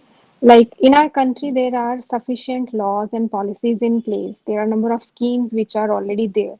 But Dr. the Ritu, ground level, can you point out to whom are you posing the question? uh, to Surjit Singh, sir. Okay. As you had highlighted that real challenges are still not addressed, and we are talking about making car-free cities and compact cities, but individuals are not willing to uh, use public transport, or there is no sufficient space in the cities where we can have a compact development. So, how really this challenge can be addressed? So that is my question. Uh, Thank you, Rituraj. First, we need to understand and differentiate the term which Dr. Anumita Roy Chaudhary has used. The differentiation which we need to understand between urban planning, urban development planning, and then urban development. These are three phases of a city which it has to pass through. But surprisingly, and I will say that this kind of a confusion is continuing the whole gamut as urban planning. But, coming to your point, Rituraj, compact development or organic growth, or otherwise we say the organized growth. Nobody else knows better than Dr. Ashwani. He had been working on this issue for quite a longer time. His articles, even the books and the organized seminars also.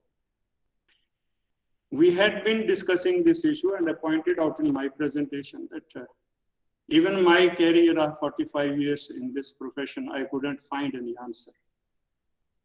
The urban chaos will continue. It's a global phenomenon, and it cannot be reversed. But yes, the persons who are at the helm of affairs, supposed to be responsible citizens, they keep on raising the alarm. You have to bear with it. That's what I concluded in all my research works, that whatever we may say, the right to property, to hold property, the way I want to dispose, I can dispose it off, but within the regulation, yes. But again, the question remains, which I had been sharing with Dr. Ashwani, that the persons who are given the responsibility of enforcing the law wherever it is applicable, not the one who are trained in that, not the one who can understand what really urban chaos stands for and how this has to be contained.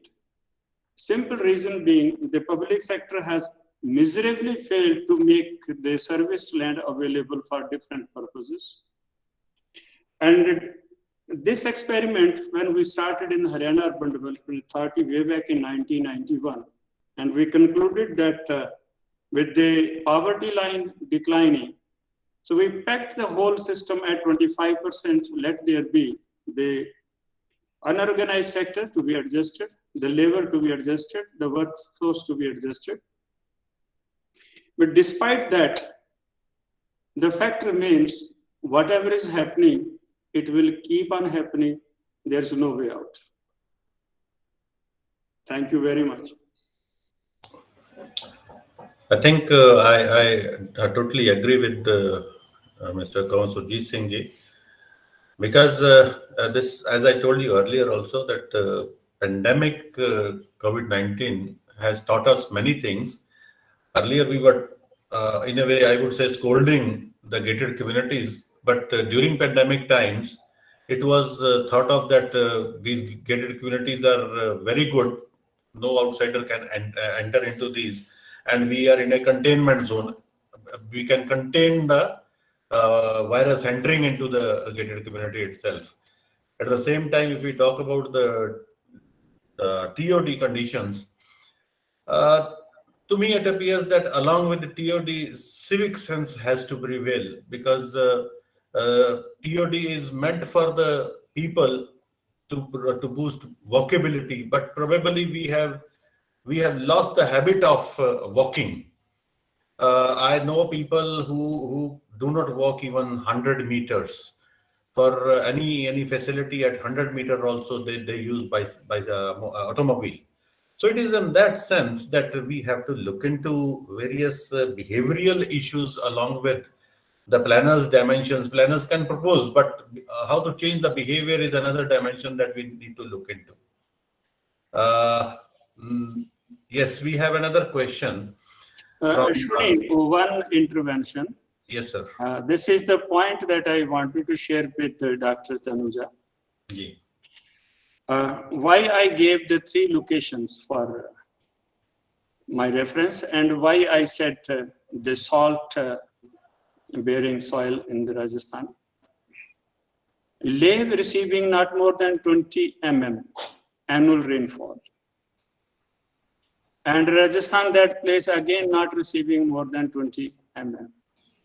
Whereas Jalandhar receives as high as 1000 mm. And the Jalandhar being in a saucer between the two. And if we start harvesting it, we will be facing another problem. If we start harvesting in Rajasthan, we will be putting the fresh water into the saline water.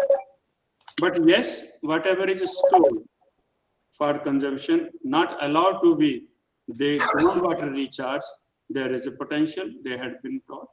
But at Leh, if we go by the coefficient 0.8, I hardly get any water throughout the year to use it. But you know, drop by drop, we save it. And the question which I faced in one of the stakeholders meeting at Leh, we had been talking of rainwater harvesting. You tell me, for 5 months we remain frozen, which part of it I should harvest?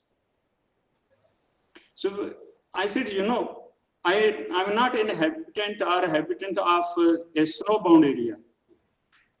The solution lies in you. You are living here for the last 15 centuries. You know how to manage it. And the local technology, just whatever they have, they had been using. Yes, to the next question that was referring. That was the point I wanted to share with Dr. Tanuja. But excellent presentation. I appreciate your point. Yes, one question from Mr. Sandeep Kumar. This is a question to Anumata ji. What are the initiatives that can be taken from the governance side to formulate the policies for effective implementation of the artificial intelligence-based solutions in transportation planning as well as for urban planning? I think actually Dr. Anupam is more well placed to answer that question. So I just briefly say that, I mean, there's a huge potential. And in fact, what really worries me that, you know, at one level, there's a lot of opportunity emerging now with the huge amount of digitization that is already taking place in the transport sector. Now, you know, it's a bit of an irony that today we are talking so much about transportation planning, urban planning, and yet when you look at the database to drive the planning and the system planning, there is hardly any data that is ever brought into the system in a dynamic manner that is needed. And year after year, we are doing planning. There is a master plan. And even for master plan, you don't see enough data backing happening. And that's hugely worrying because you cannot do system design or system operations if you do not have real-time data driving that process. And yet, government, as part of the Smart City program, as part of a whole lot of other programs, are actually investing in digitization. And already the digital data is exploding in India, but there is no protocol today to how to utilize and leverage that data for planning, implementation, and operations. So I think the time has now come that, like for instance, in the bus sector, we are seeing the application of the ITS application, which should be able to bring a lot more intelligence into bus operation planning, deployment, passenger information system. At the same time, the GIS-enabled planning should be able to provide guidance to the urban planning strategy, but somehow we have not planned for data analytics or create the right protocol in the government level, at the departmental level, or even develop skills and capacity to do that kind of data generation and data analytics that need to drive that planning process. I think the time has come for us to do that now. Dr. Anupam, will you like to? Yes, thank you, Hanumanta-ji. You already cleared most of the points you already cleared. But So this I was think- most suited to Ashwini to answer, being transport planning. I think, Yes, yes. You should have. He will answer on transport planning. I'm just giving the one few example. Like in India, we are giving the example of India. The main thing, we have the clean part, we have the skill part, we have the make in India part, but only the skill part is lacking, I think, because if we have data, we don't have the training staff to manage that data. So that's why AI is not very on high speed going on. So I think once we have that sort out that problem, then it's now I heard in India now they have more internet system. In previously, if we talked about last 2-3 years back, they are talking about. So it's more beneficial nowadays. So I think the skill part is lacking. yes, you're absolutely right. That skill part is more important. Main point is, I think that part is main That's- point on the urban, and I think Ashwini ji can lead on that response on the urban planning. Actually, time is tickling, so I have last two questions.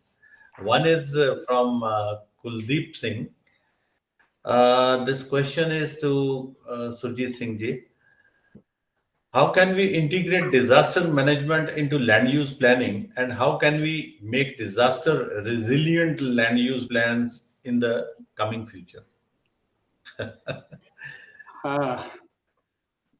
So Again, we I have to now. think you started with the word resilient. Yes, Difficult to answer, and the same question is here again. and not difficult. We need to here differentiate with the different types of disasters. I refer to the cloudburst. The point was in a leeward site and in a region which receives not more than 20 mm annual rainfall is infested with cloudbursts. And these cloudbursts are happening around 20 kilometers away from the region I was talking about.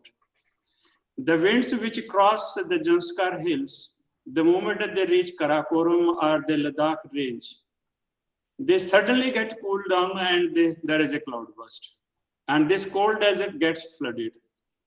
The point here was, it happens not more often, but whenever it happens, it's devastating for two reasons: the gradient and the boulders carried along. Those are more damaging to the building part. And in the gap period, that is maybe 20 or 30 years, people again assemble there where they were. The memories are very short. But coming to his point, land use planning, the last slide which I showed, it was a clear demonstration that yes, within the valleys, The rivers have changed their courses because of the heavy material deposited on one side, and diversion is there. That diverted part, again, which I talked about the paddy plain area, the elevated areas are always available. But the land which is cheaper and probably the landowners is in a hurry to sell or not worried about the sustainability of the buyer, that these poor people, they tend to settle in those flood prone areas. That's why it's happening there. Similar is the condition with the earthquake based planning. And then we found out in the area which is being planned for the new city in Leh is almost free from the impact of zone 4 and zone 5 being on the very hard rock, the granite rock below. So these are certain measures which definitely can identify which are the river courses, which are the floodable area, which are the agriculture zone, and which is the most neglected area, not being fertile, that has been put into the urban development for the new lake. So those are very well defined. If I could opportunity get the time, and we can discuss. I think that, actually Kuldeep Singh is working on his doctoral thesis on this topic, and maybe your guidance would be much more required because you have long experience in land use planning and how the floods can be looked into. I think this would be a suggestion from my, because he happens to be my student. So I would request Kuldeep to arrange a meeting with Surjit Singh ji so that you can have a headway towards your research in this land use planning. And Most welcome. yes, thank you, sir.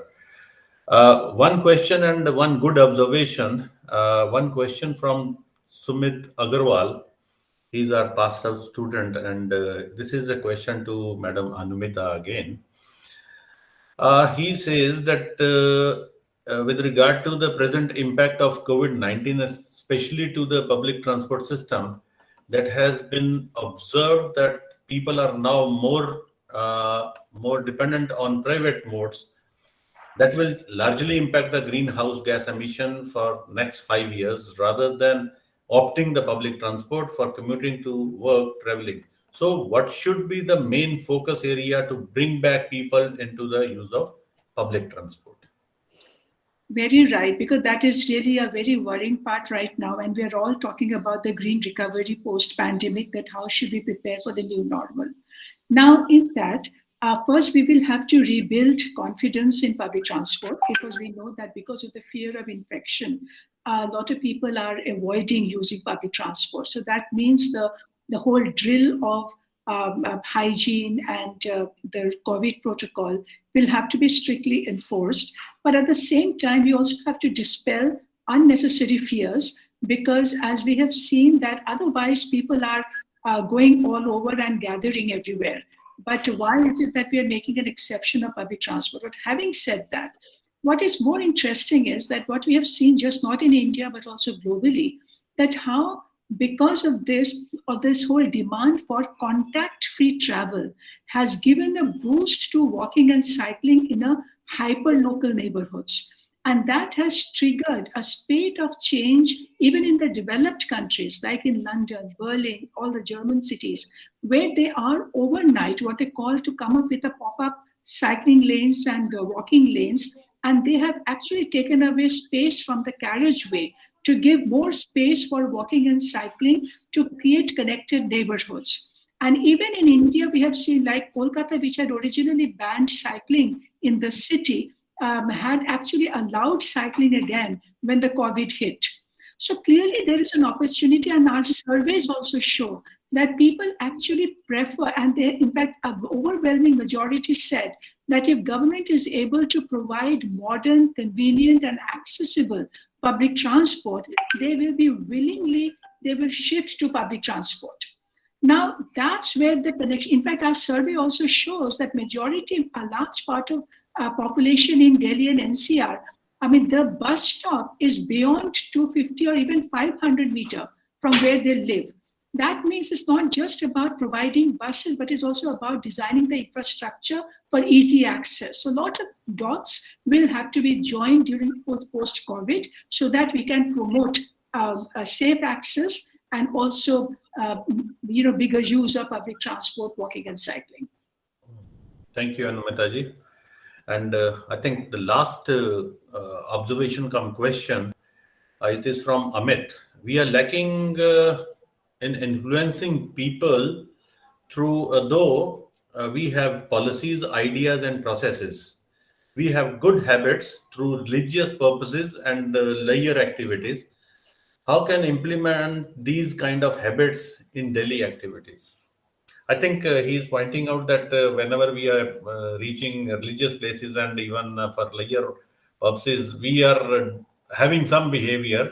But once we are on the road or otherwise, we are lacking all kind of behavioral issues. I normally give this example in my classes that I take the example of a very internationally known place, Golden Temple, where people very religiously stand in queue for even 2 hours to get into the shrine without doing any hanky-panky, I would say. And as soon as they come out, then they pick their vehicle and then honking horns and doing whatever you feel like.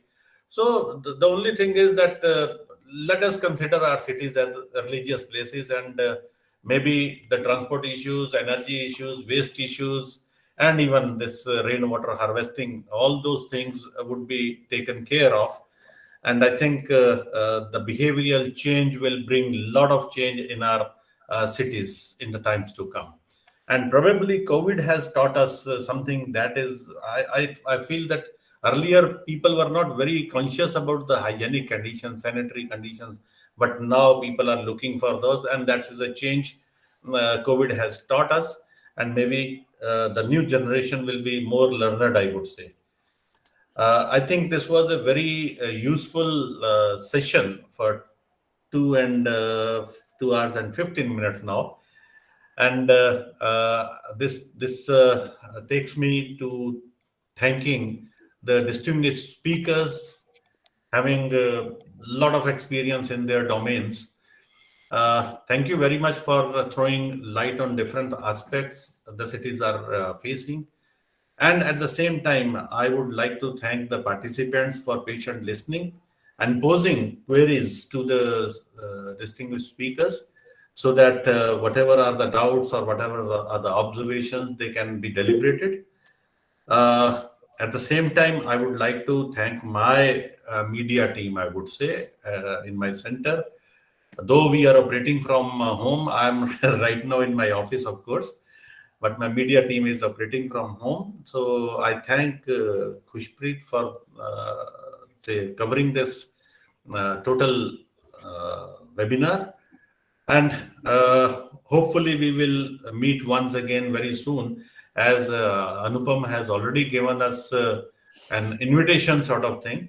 And without taking the permission of Madam Anumita, I can tell all that you can visit the website of Center for Science and Environment. It is full of online and offline opportunities on different sectors, I would say. And you are most welcome to learn new things at Center for Science and Environment. I have attended quite a lot, and I have learned quite a lot over there. Apart from having a very good campus, I would say. That campus is also worth learning. And after learning from the campus, we have executed a few things in our GNDU campus as well. And of course, sister, ISPER, we always call as our home, where anybody from School of Planning in Guru Nanak Dev University can visit. And I would request Dr. Tanuja to organize another event over there post-COVID, so that what is new normal in rainwater harvesting, is it there, or is there something called new normal in rainwater harvesting, so that we can again meet and deliberate on the sensitive issue of water. Thank you one and all for sparing your time. Thank you very much. Thank you. Thank you. Thank you, Professor Luthra. Thank you. Thank you very much. Bye. Thank you very much. Bye. Good night, Anupam. Good night. Thank you. Thank Nice. you. Yeah, Yes. it's already 10 o'clock. Yes, yes. Thank Now you you. can have a Bye. sound sleep. Thank you very much. Bye. Thank you, Dr. Tanuja. Thank you. Thank you, Professor Thank you. Luthra. Thank you, Thank Susi. you. Thank you, Bye-bye. everyone. Bye-bye. Bye. Thank you.